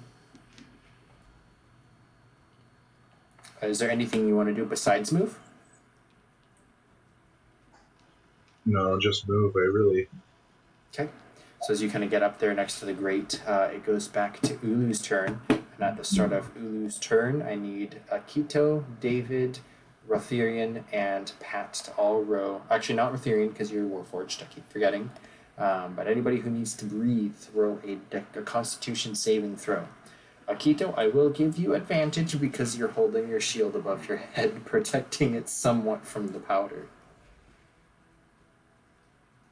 Hey! I just imagine. So you remember in Pirates of the Caribbean when the two knucklehead pirates are just like nodding at each other, like smiling? That's basically up to like, yeah, I'm smart. I really like Akito. Okay, so Akito passes. That is half damage for 1 point of damage for Akito. For Pat, that is a 10, it looks like, so that is full damage for 3. David, that's half damage for 1, and then Rothirian doesn't need to breathe, so you are immune to this trap. Ulu, it's your turn. So, out of the darkness, a like kind of like electric-y, crispy tentacle from Ulu's hair comes reaching out as she casts lightning lure. Or should I say tentacle lure? I need DC 15. It's Oh, a 20. This guy is bobbing and weaving Yeah. and ducking out of the way of the campfire next to him, and then the tentacle lightnings out. He ducks under it. as a bonus action, my tentacle of the deep moves behind him and goes for a swipe. Okay.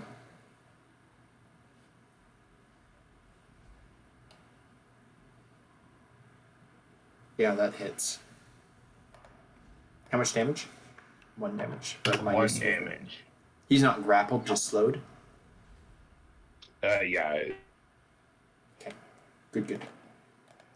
Alrighty. Any move for you? No, I'm not moving out of here. I'm happy where I'm at. Okay. Retherian, it's your turn.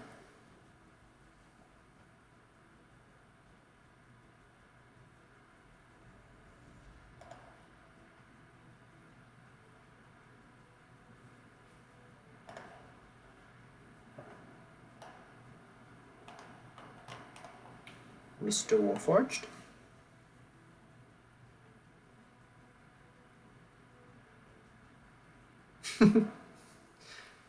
I think heroism affects everybody within a radius of you. No, I'm it's trying to buff all my. one person you touch. Oh, okay. Yeah, I'm trying to buff my friend, which will probably be David, given the circumstance. I'm gonna cast him on David. What does Retherian say? That's or is it it's vocal and semantics. I guess it's not like a bard type thing. So just kind of a casting a spell. Yeah. I thank you. More like clicking and whirring. So no movement or anything else you're gonna do? Well, the poor Cardellus is here, so I can't move forward. So yeah. Okay. So Akito then. Alright. I'm gonna roll a basic just intelligence to see if he's smart enough to use the crowbar this time. Oh, it's so creepy. Okay, so that would be smart enough to use the crowbar.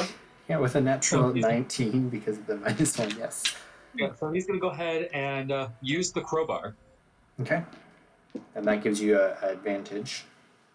So, because he's still the smart boy, he's basically doing this with one hand, so kind of just averages out. Still maintaining the shield above his head. He's the smartest. Yeah, well, you can still get your body weight on it. So you get it wedged underneath one of the teeth of the portcullis, and then like you put all your body weight onto it, which lodges it upwards, and then as soon as it kind of loses the momentum of the crowbar, like it can only go so high, you let go of the crowbar, grab the grate with your fist, and just kind of like lift it up high enough so it's about 2 feet up from the ground, and you just hold it there. David gives a shrug and just, as if to say, this is good enough. Okay. So, Barrow. Hey, that guy needs to make another deck save. Okay. Because that fire is still burning in his spot. This is really dexterous. Yep, he's very dexterous. It's okay. Barrow is disengaging. Not that he can see the I guy swear I'm anyways. not laughing at you. He'll pop out the corner, tell Pat something, and then like pop back into the darkness Okay. and realize the guy is still there, and then you go back in. Now for Pat, I presume Pat is going to poof everybody. Yep, Pat's gonna poof everybody 15 feet, so that's here. Okay. There's a as the grate kind of falls down on back to the ground from where it was, as Akito no longer is holding onto it as he teleports. And then Pat is going to use the rest of her movement to not see anything. There, so he's not just on the portcullis. Yeah, you guys can all basically move You one would step been forwards. Yeah, that's fine. So if that's Barrow's turn, then that's David next.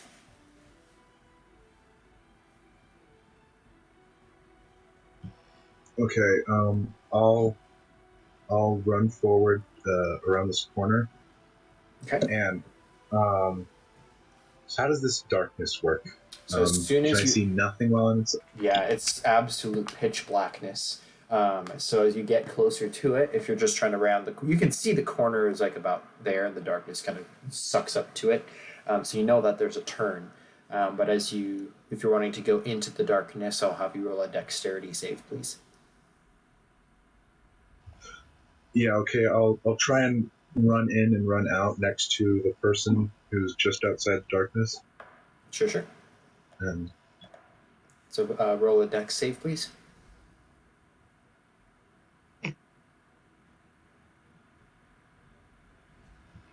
Wait, that was wrong. I'm sorry. It's +4 to saving throws. Okay, so would that be a 13 then, or are you re-rolling? I leave it to you. No, I'll just do the 13. I don't think it can get better. Okay, 13 is enough. You feel a form in front of you, which you skirt around, and you do not knock a barrow over, and you emerge from the darkness. Immediately you see a tentacle wiggling, just very eerie, coming out of like this portal in the ground. And then there's a campfire, which is kind of nice and toasty, and then there's a guy who's just ducking and dodging, lifting his foot up to dodge a tentacle, ducking under this lightning lure, and like dancing around the campfire, almost dropping his bow. Okay, can I attack him with my dagger? Yes, technically he's adjacent to you. So as he kind of like ducks under the tentacle, he gets right up close and you can take a stab at him. Or slice, whatever you fancy. Okay, that is what I will do.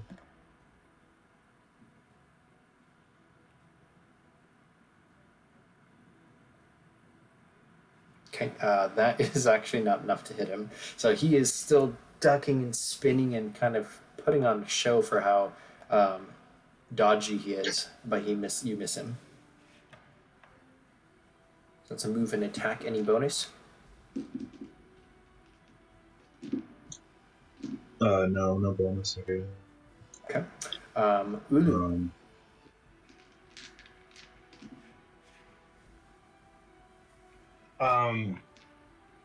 Ulu, like, moves one of her tentacle hairs above the head of the fire spirit, and then, like, wiggles some weird, like, arcane ruin, and then, like, shoots an eldritch blast at the kobold.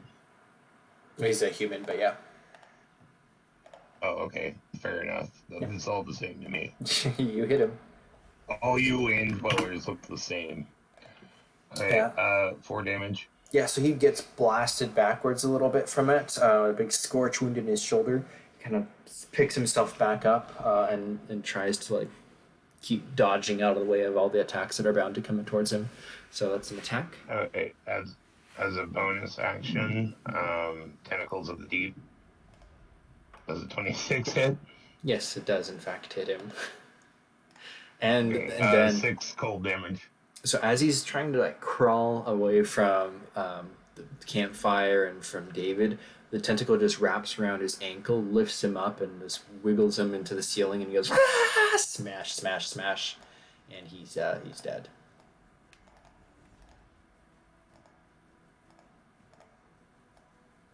Technically, he was there, and then he actually falls in the campfire. It smolders for a little bit, getting snuffed out, but because it's magical, it begins to like lick through the clothing, and then it begins to ignite. You will wave her hand and dismiss the darkness. Okay. Light pours back into the cavern from the torch, and you can see once again Vierton. Barrow's just gonna look at Pat and like chirp a few things, and Pat's just gonna just kind of like look at him and just be like, "No, I don't want to eat it."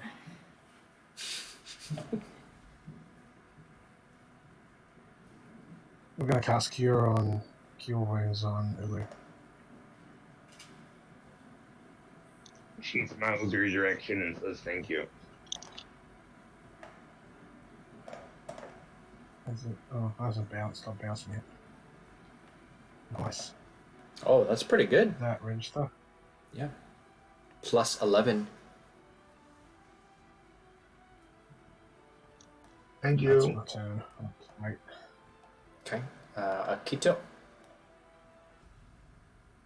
Well, let's see. Who's going to try to catch up to the others? 5, 10, 15, 20, 25, 30. Oh, hey. I guess that takes care of those guys.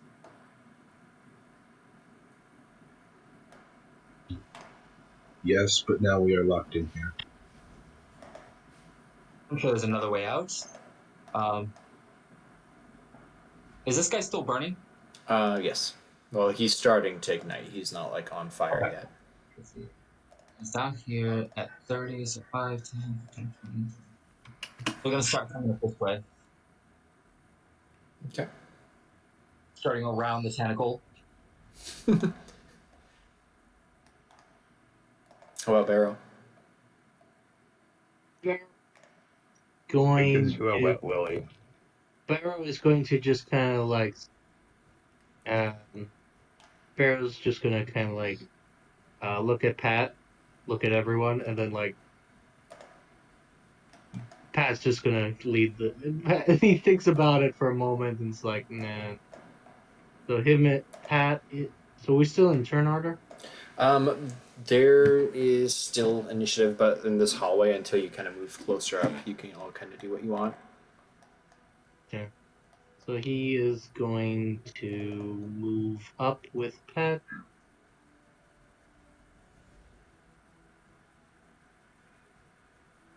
And then teleport again.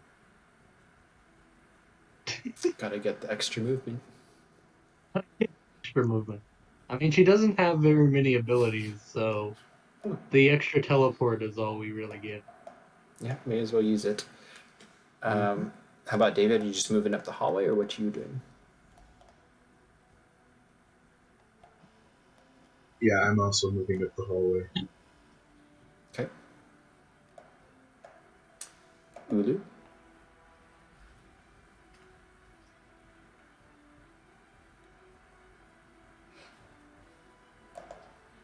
Okay. After Ulu goes, two more bandits come around the corner. They let out a teen yell, and then there's a tentacle in front of them. Did you move the tentacle up? Theoretically, I can, so yeah, I totally will. Okay. They're going to attempt to run past it, but it doesn't leave threat radius.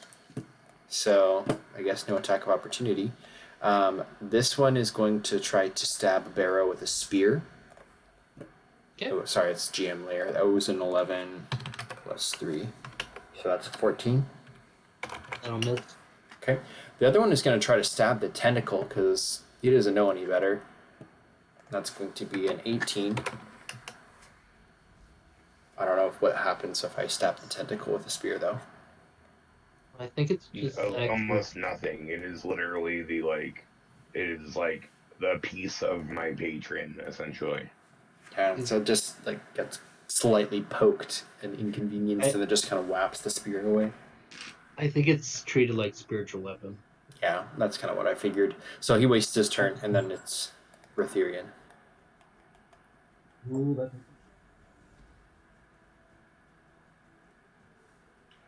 I can say from experience, never fuck with a tentacle patron. Mm-hmm.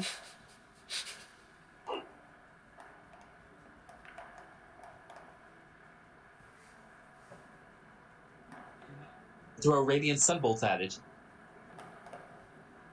Yeah, that doesn't work out super well. It does not end well for you.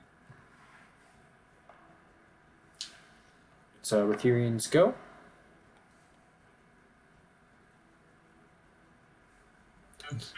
He might be AFK, or no?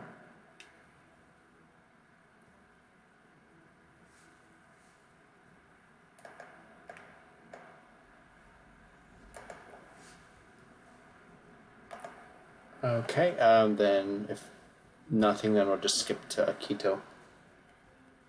All right.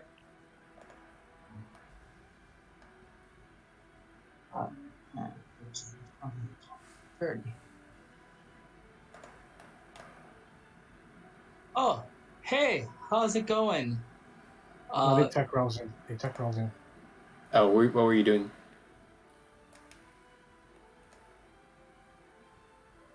I was shooting at the bandit eye ping. Okay, that hits. So go ahead and roll damage.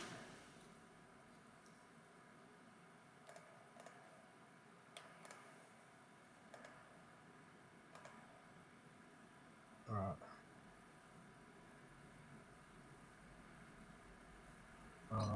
Check this.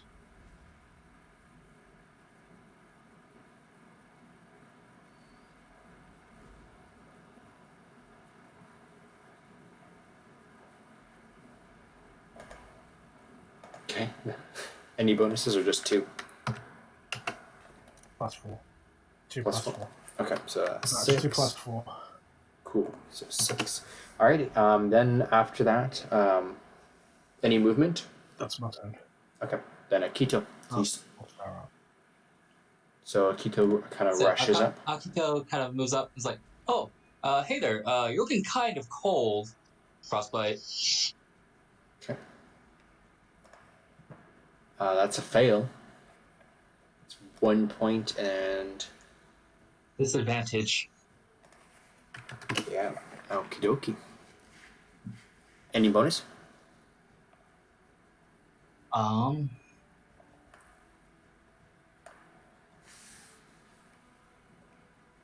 Is there anything I can do?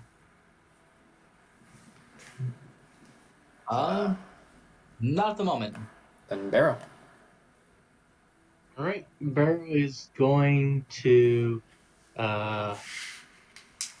just get angry at the guy and summon another bonfire on his face. Okay. Is that a dex save again? Yep.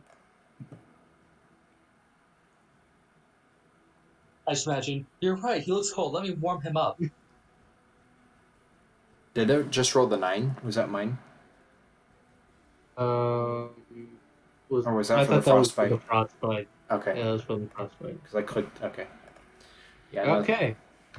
Yep. And then Pat is going to move over here and say, "Who wants to teleport again?" Akiko, do you want to teleport? Of course. All right.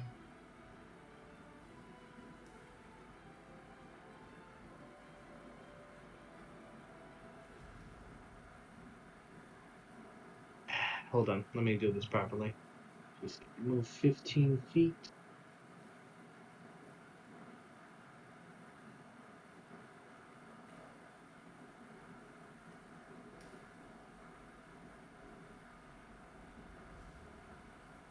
Actually, Bear would wind up here. Okay. And that does not provoke attack of opportunities because it's like Misty Step, Nope. basically. Okay. Yep. And except that fine fellow has to make a dex save. DC 13. Is he being taken as well? No, because it's Barrow's choice on who gets teleported.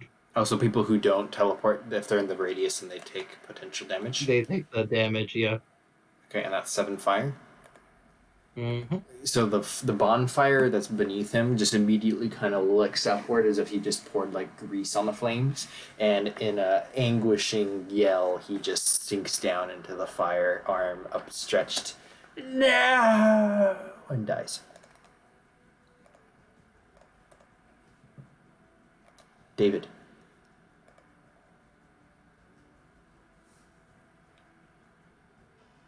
I can't see any of this, so I'm just gonna. I see a small lick of flame. Someone else dies, so I'm just gonna move forward.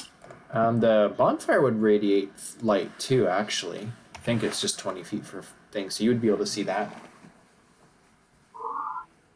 Yeah, I don't think it actually has a sight vision other than it's a big.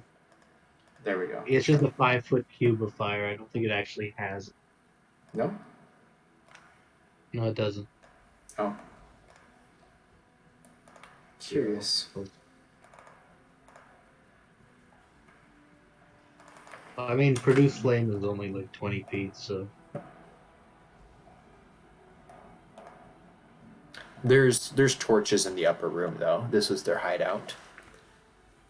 So I'd say you would be able to see this guy. Oh, okay. I can? Okay. Yeah, because he's within the room still. I'll take a shot with my longbow.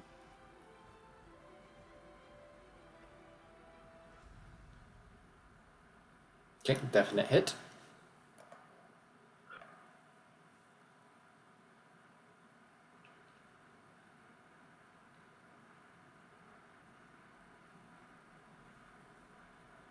Okay. Sorry, this is taking so long. My entire web wrap. No worries. Running at 2 frames a second. You actually like hit him either in the face or the neck, whichever you prefer, and the guy just sinks to the ground. He just drops the spear that he had been fending off this tentacle with, and just clatters to the ground. And that is it for the combat.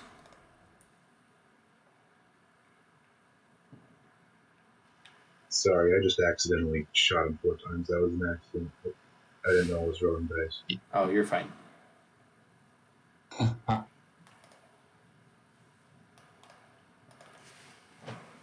you really mad? Oh, this looks like a fancy place. Yep, it looks like a disorganized kind of bedrolls everywhere. There's like this here is like a campfire. I didn't put any tokens on the map, but they were cooking some food. There's just kind of a lot of litter on the ground, like an encampment that they didn't really care too much about. It was not like corpses and shit. Yeah, there's definitely those are bodies that are just kind of lined in the middle of the road, in the middle of the kind of carpet area. It looks like previous prisoners or people that they had waylaid and murdered or something. They're just bodies laying there.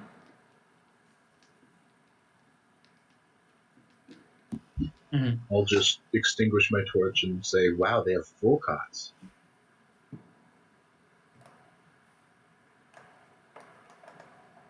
Yeah.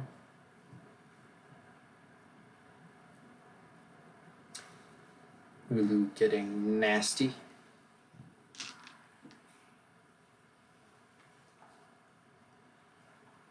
Rotharian, you can find up here that there's many pieces of rations. Underneath the bed up here, you find a silver statue, which is it's not like a misshapen humanoid figure, but it's kind of more like it's got an elongated head, kind of like an Easter Island statue, but it's made out of solid silver. You figure it might be worth a pretty hefty amount of gold if you were to sell it.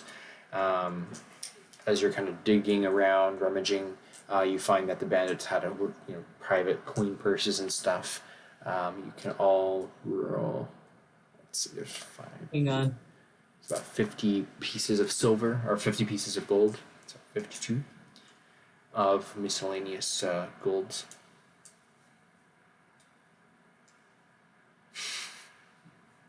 I mean, that one on investigation, I just imagine him like being clumsy and just tripping.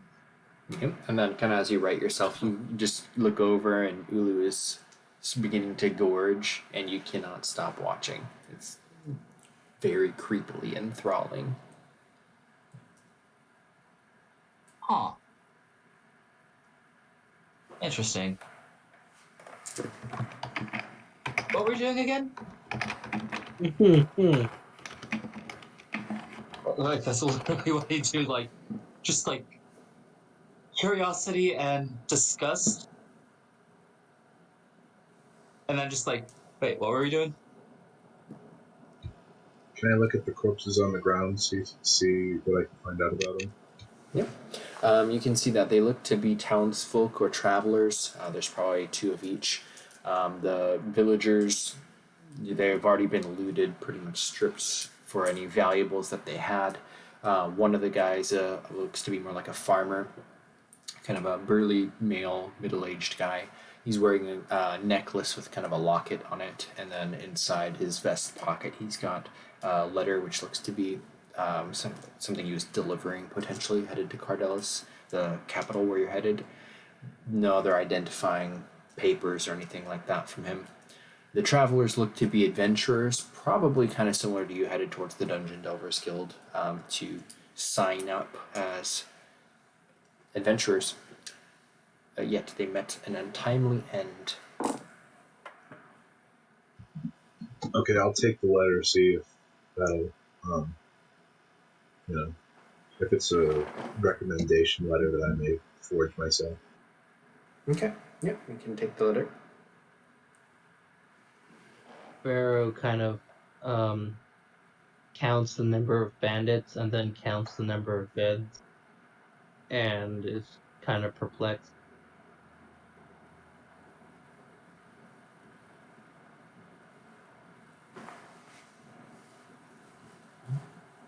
What would you Don't like to do? bandits usually have captains? Or one guy I shot with a firebolt and escaped in the woods.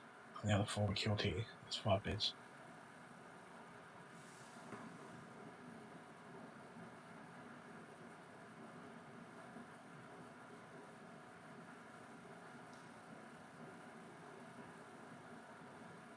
Pharaoh's gonna kind of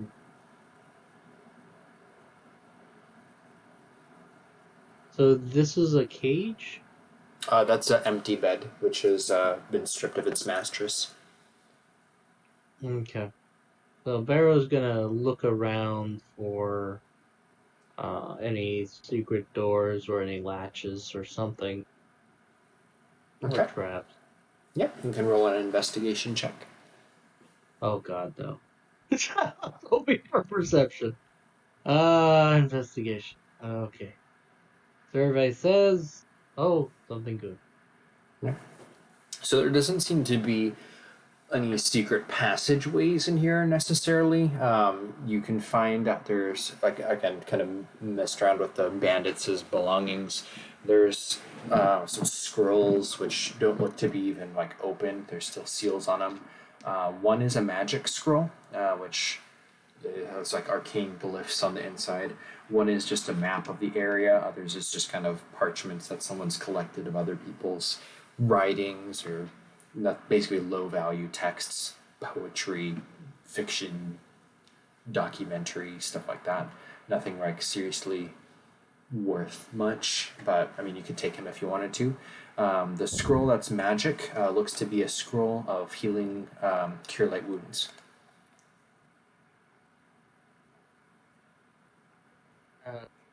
Pharaoh will take the scroll and hand it to the warlock.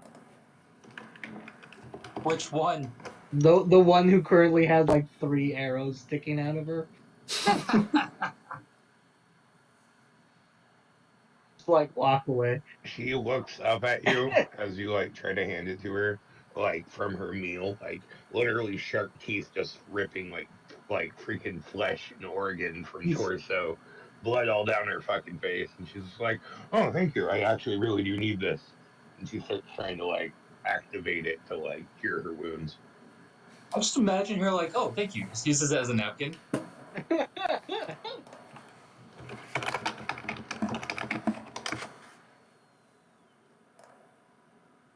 Okay. Do you have cure light wounds in your spell ability? On your class spells? No, I do not. If clerics can use it, I can. I have any more. I used it on you already, so.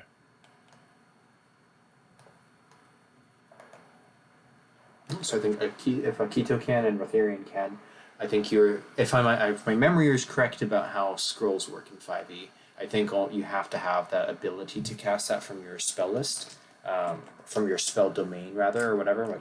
Your class has to be able to do it. So I think only Rotharian and Akito can use it. She'll look up at one of them and be like, "Please do the cure thing." Quick question. Is it cure light wounds or cure wounds? It's the first level one. Oh, so cure wounds. Okay. don't you have almost all your HP back? I'm curious as to why you want to get a tiny little bit back. Is it basically just cure wounds? Yeah. Yeah, Akito can just cast that normally. Yeah, I can. Would I be able to cast it even though I'm a ranger? I'm able to cast Yeah. Cure Wounds. Yes, if it's in your spell list from your class, then you can use the scroll. Akito would suggest holding onto the scroll and saving it for when you aren't able to cast spells. Normally.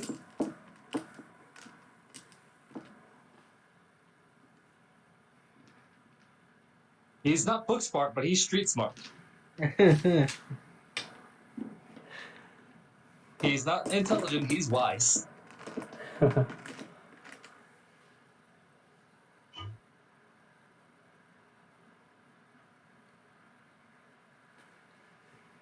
So that's his offer of wisdom there. We should probably say, like, all the time he just seems like this complete moron, and then it's like, wise moment. We probably should keep that for a time where we aren't fully able to cast our normal spells. Ooh, shiny. Say Pat probably has vanished by now. Era's pretty sad about it. So, what would you like to do next? I'll ask the group how we're going to get out of here.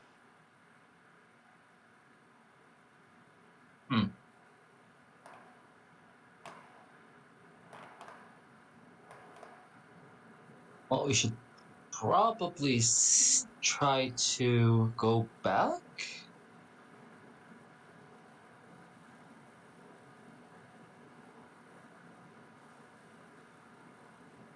Did we see any way to like reset the traps?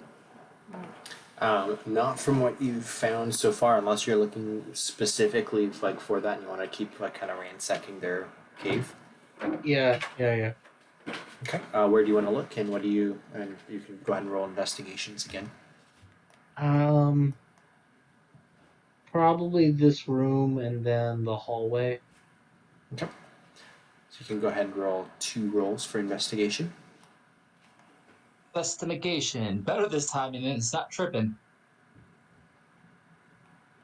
Okay, so Retherian and Barrow, as you are kind of searching through, and Akito, you're all kind of pouring around this area, pulling apart the rug underneath. You just see more of the kind of limestone flooring, almost a different color because it's been so long since it's been moved. Nothing really seems to be anything like this, anything to help in here. But as soon as Retherian kind of goes back down into the corridor and begins to look around with his second investigation, you can actually see there's panels in the wall which can slide, and you just kind of press on it a little bit. There's a click, and then just like a closet door or something, it slides to the left, revealing a giant, not giant, it's like a boat wheel size, if you can imagine, like a helm of a boat. And then you can just start cranking it.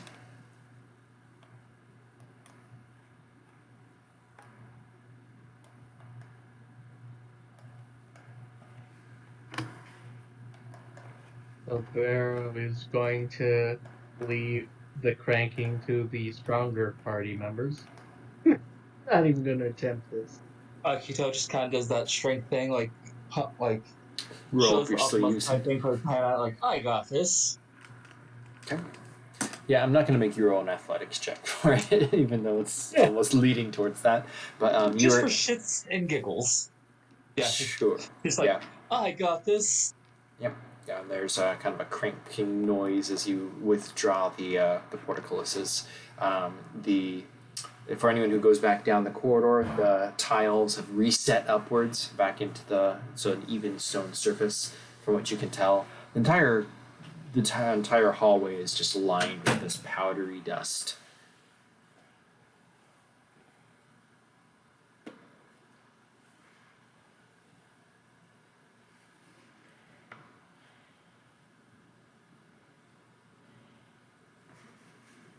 Okay. Akito, being the smart boy he is, he's going to come in and grab just one of these large blankets from the bed. Okay. And yeah. then he's going to come back down the hallway, all the way over here. Okay. And he's going to throw the blankets over the powdered floor. Okay.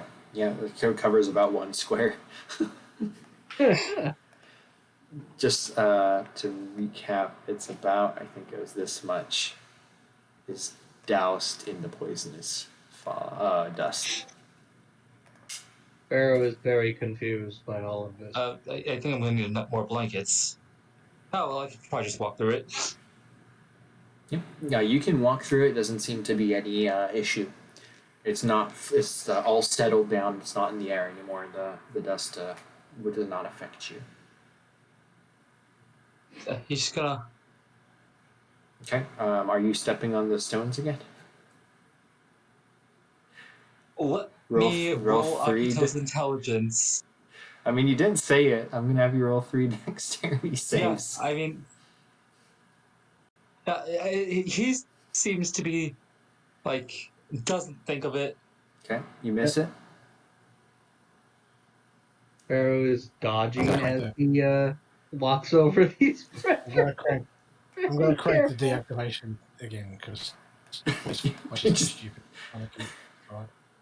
Okay, Vierton can have your backs and prevent it from dropping down again. I'm just Though, gonna shake my head at. Like I said, Akito is not the smartest boy. okay. Pharaoh is taking his time to avoid the pressure plates as Yeah. much as possible. All right, you may do so successfully.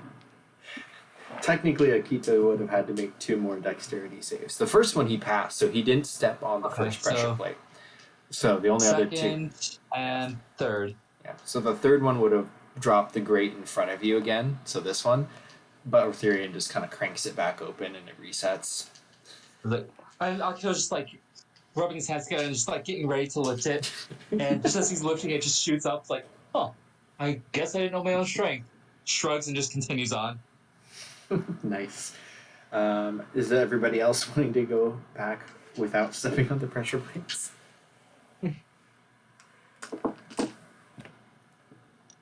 Too, but I would also like to stop in the middle of the hallway and try and see if I can see any sort of the releasing mechanism for the poison.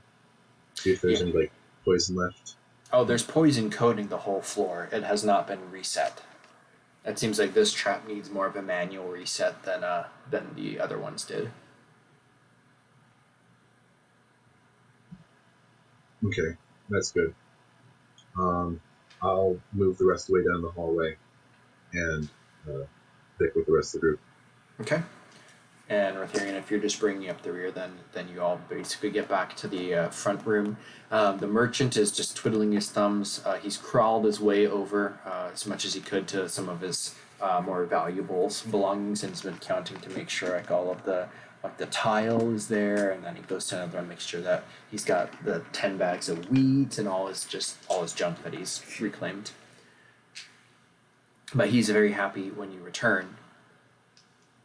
And he's like, are they all dead? Did you make them pay? And then he sees Ulu coming up next to him, covered in like blood from her mouth and chin all the way down her chest, and you see like his eyes absolutely widened, and he is terrified. There's still one alive. Maybe you should go get him. And he points towards the door for Ulu. Go find the last one. I'm very impressionable, so I immediately go to where he's pointed. Wait, take me with you. And all my stuff. If we can get this back to the capital, I will sell it and I will give you a portion of the for the proceeds.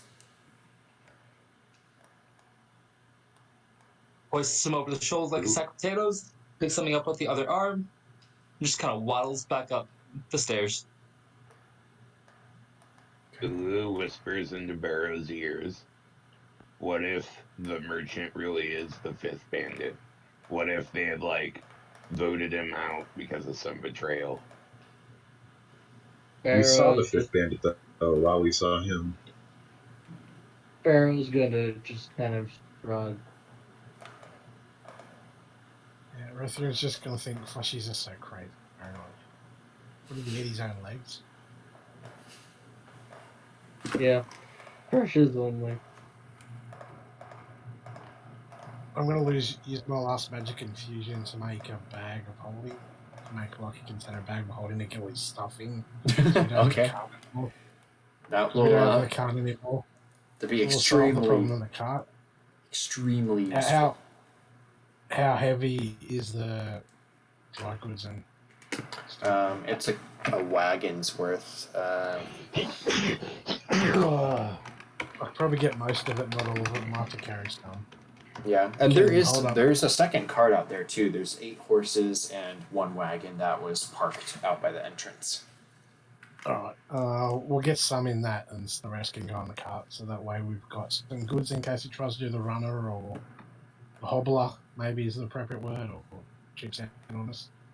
I'll put his stuff. In Yep, case so you're he able switches to. on the deal. So you're able to get back to the entrance then after loading up everything. The bag of holding makes it extremely easier to haul everything. But unless there's anything else you want to do, you're able to No, kind of. that's all. That's all. Yeah. So you're able to kind of load up the wagon. The merchant with the broken legs, you just kind of set him down amongst his bags of flour or something where he can kind of lean up and rest. And if there's nothing else, you guys can set back to the road. Akito will hitch up the horses and get behind the reins. Okay. So I'm gonna climb up this hill right here. See if I can see the last bandit. Okay. You want to roll a quick perception check.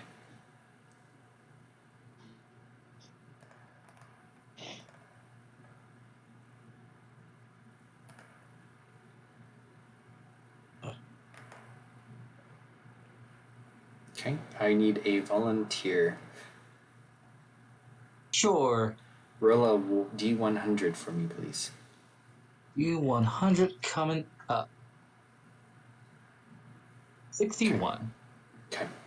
There is no sign of the bandit. You can see pretty well from where you're at. You get to the tallest point, and you just kind of spy around, and there's no sign of him. But then all of a sudden, you see further up, like down the main road, which heads up to Cardellus.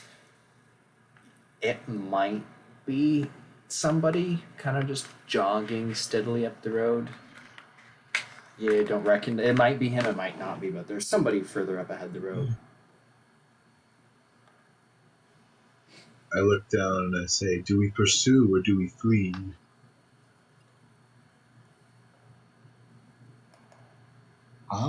If we're on the road, would Akito be able to see him, or probably not? No, because you're still in the canyon for the rock quarry. To get back to the main road where you can see this random guy is you'd have to go back around the curvy canyon and back to the main road, and then from there just head basically east back towards Cardellus. And somewhere up ahead would be where the guy is. Can I make an alchemist kit check to explode the rocks at the doorway and seal the little bandit tied out into itself? Yeah, do you have a way to create an explosion? Yeah, my alchemist kit has minor explosives, so I'll be trying to detonate the top cutaway rock. Just have it drop on that door frame. Sure. I would just have you roll, I guess, more of a craft check to see if you can get something So another potent. intelligence check. Yeah. Oh.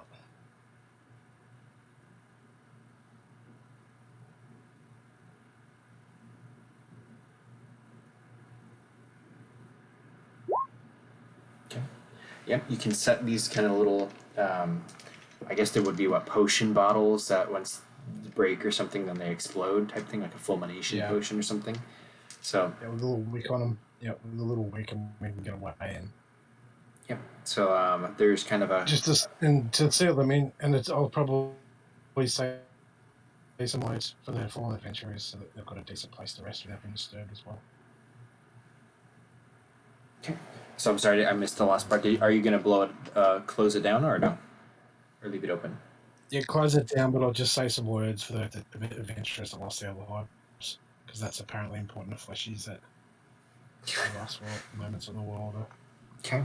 So yeah, there's a kind of a string of explosions going, and then the rock just kind of sinks down, covering the entrance to this old tomb on the side of the road.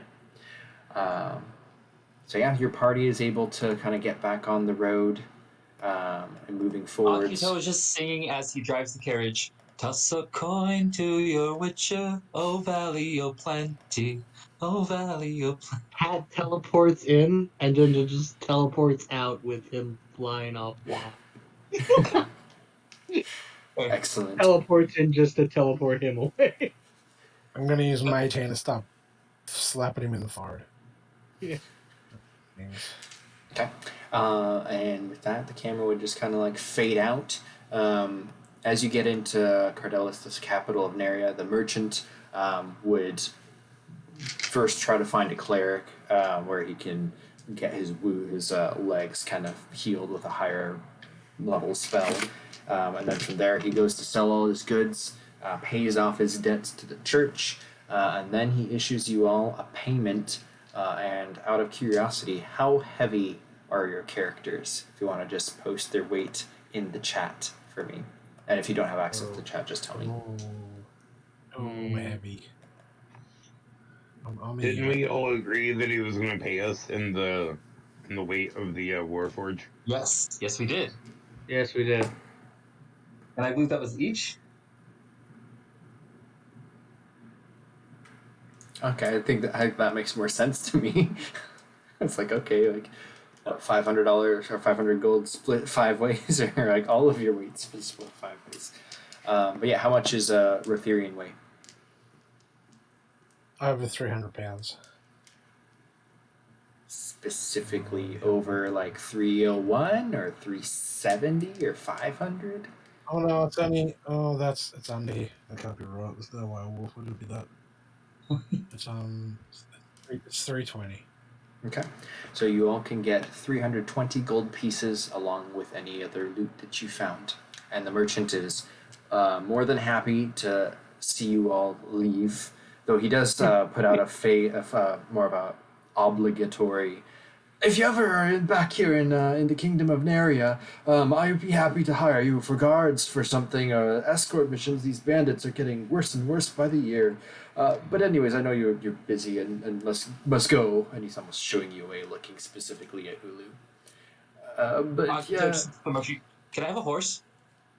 Oh yeah, you can take one of the bandit horses. In fact, take 2. Yay! He just goes and gets a horse. When he goes to shoot at me, I'll like mean mug him. Can I roll intimidate? Yeah, you can have advantage. Oh yeah? Okay, I'll roll that again. 25. So total gold was 422 then, and we just divided amongst. So you all get 300 gold or 320 gold per person, because he's paying each of you basically profit for saving him. And then anything you found in the dungeons, I think it was like 52 gold or something. If you're splitting that 5 ways, then just... Well, it was 52 gold and then a statue worth 50 gold, so 100 and... Yeah, so if you're selling like the portion of plate that wasn't a complete set, that would go for like 100 gold also. Sweet. So what about the other armor? If you're selling the full set, it's 50% of what it is in the player's handbook. I don't have it in front of me, but it was. And that was a scale? Yeah, it was scale mail. Let me see. I think it was scale. It was medium. Yeah, scale mail. So it's 25 gold. Alright, he would try to persuade them for a little bit extra. Okay, you can roll a persuasion check. Okay, and what are you telling them? This fine suit of this fine armor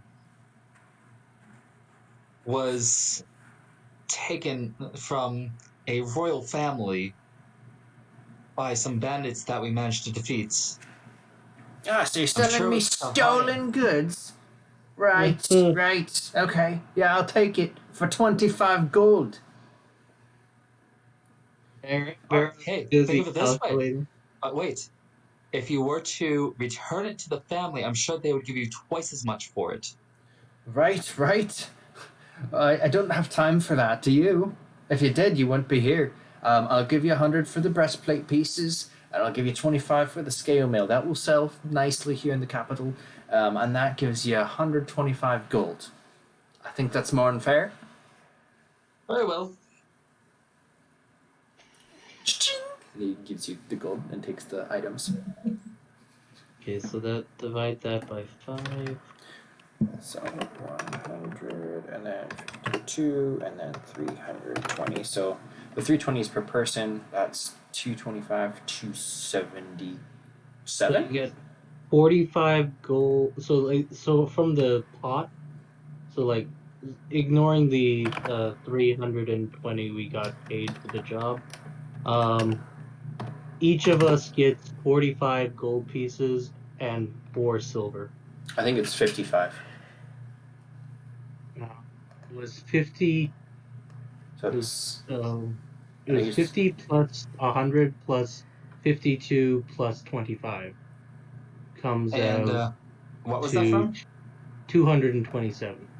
yeah, and then divided by 5 is 55.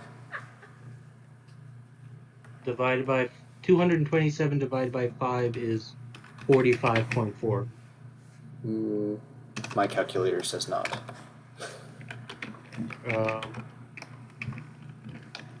My calculator says yes on 45.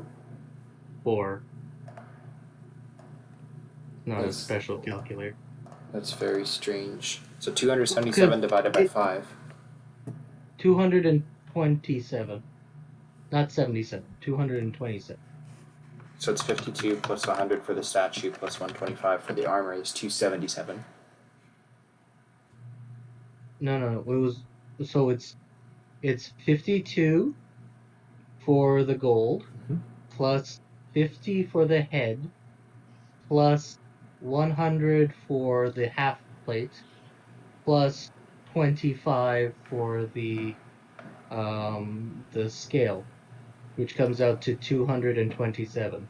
Oh, so I doubled the price of the statue in this accidentally. Yeah. That makes sense. Everyone gets everyone gets 45 plus 320. So everyone gets 365 gold pieces and 4 silver coins. Okay, there you go. Yeah. And then there was the healing scroll someone got, and then there was there anything else? I'm losing track of my own stuff. No, that's it. I got a letter and a healer's kit, but I'm not going to sell the previous kit. Right. And then if you were to mail the letter, or like deliver it to its person, you can roll roll a persuasion check, I guess.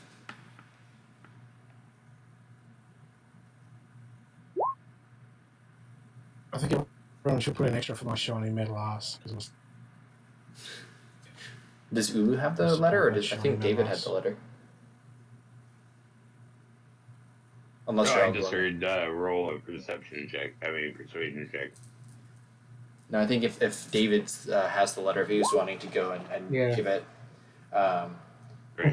So you find the house. Unfortunately, the poor farmer is like a broke widow now, and she doesn't have any gold to give you, but she very tearfully takes the letter and is very grateful to hear of her husband's, like, not grateful to hear it, but like glad that she knows what happened at least.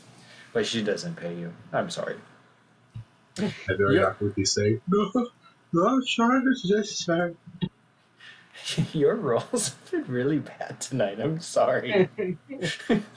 But yeah, that concludes the adventure. I don't have like any epic ending for it, but you are able to kind of resolve that quest, and as you continue on your journeys, wherever they may go, I would presume you kind of make your way down to Vierton, where you will become dungeon delvers.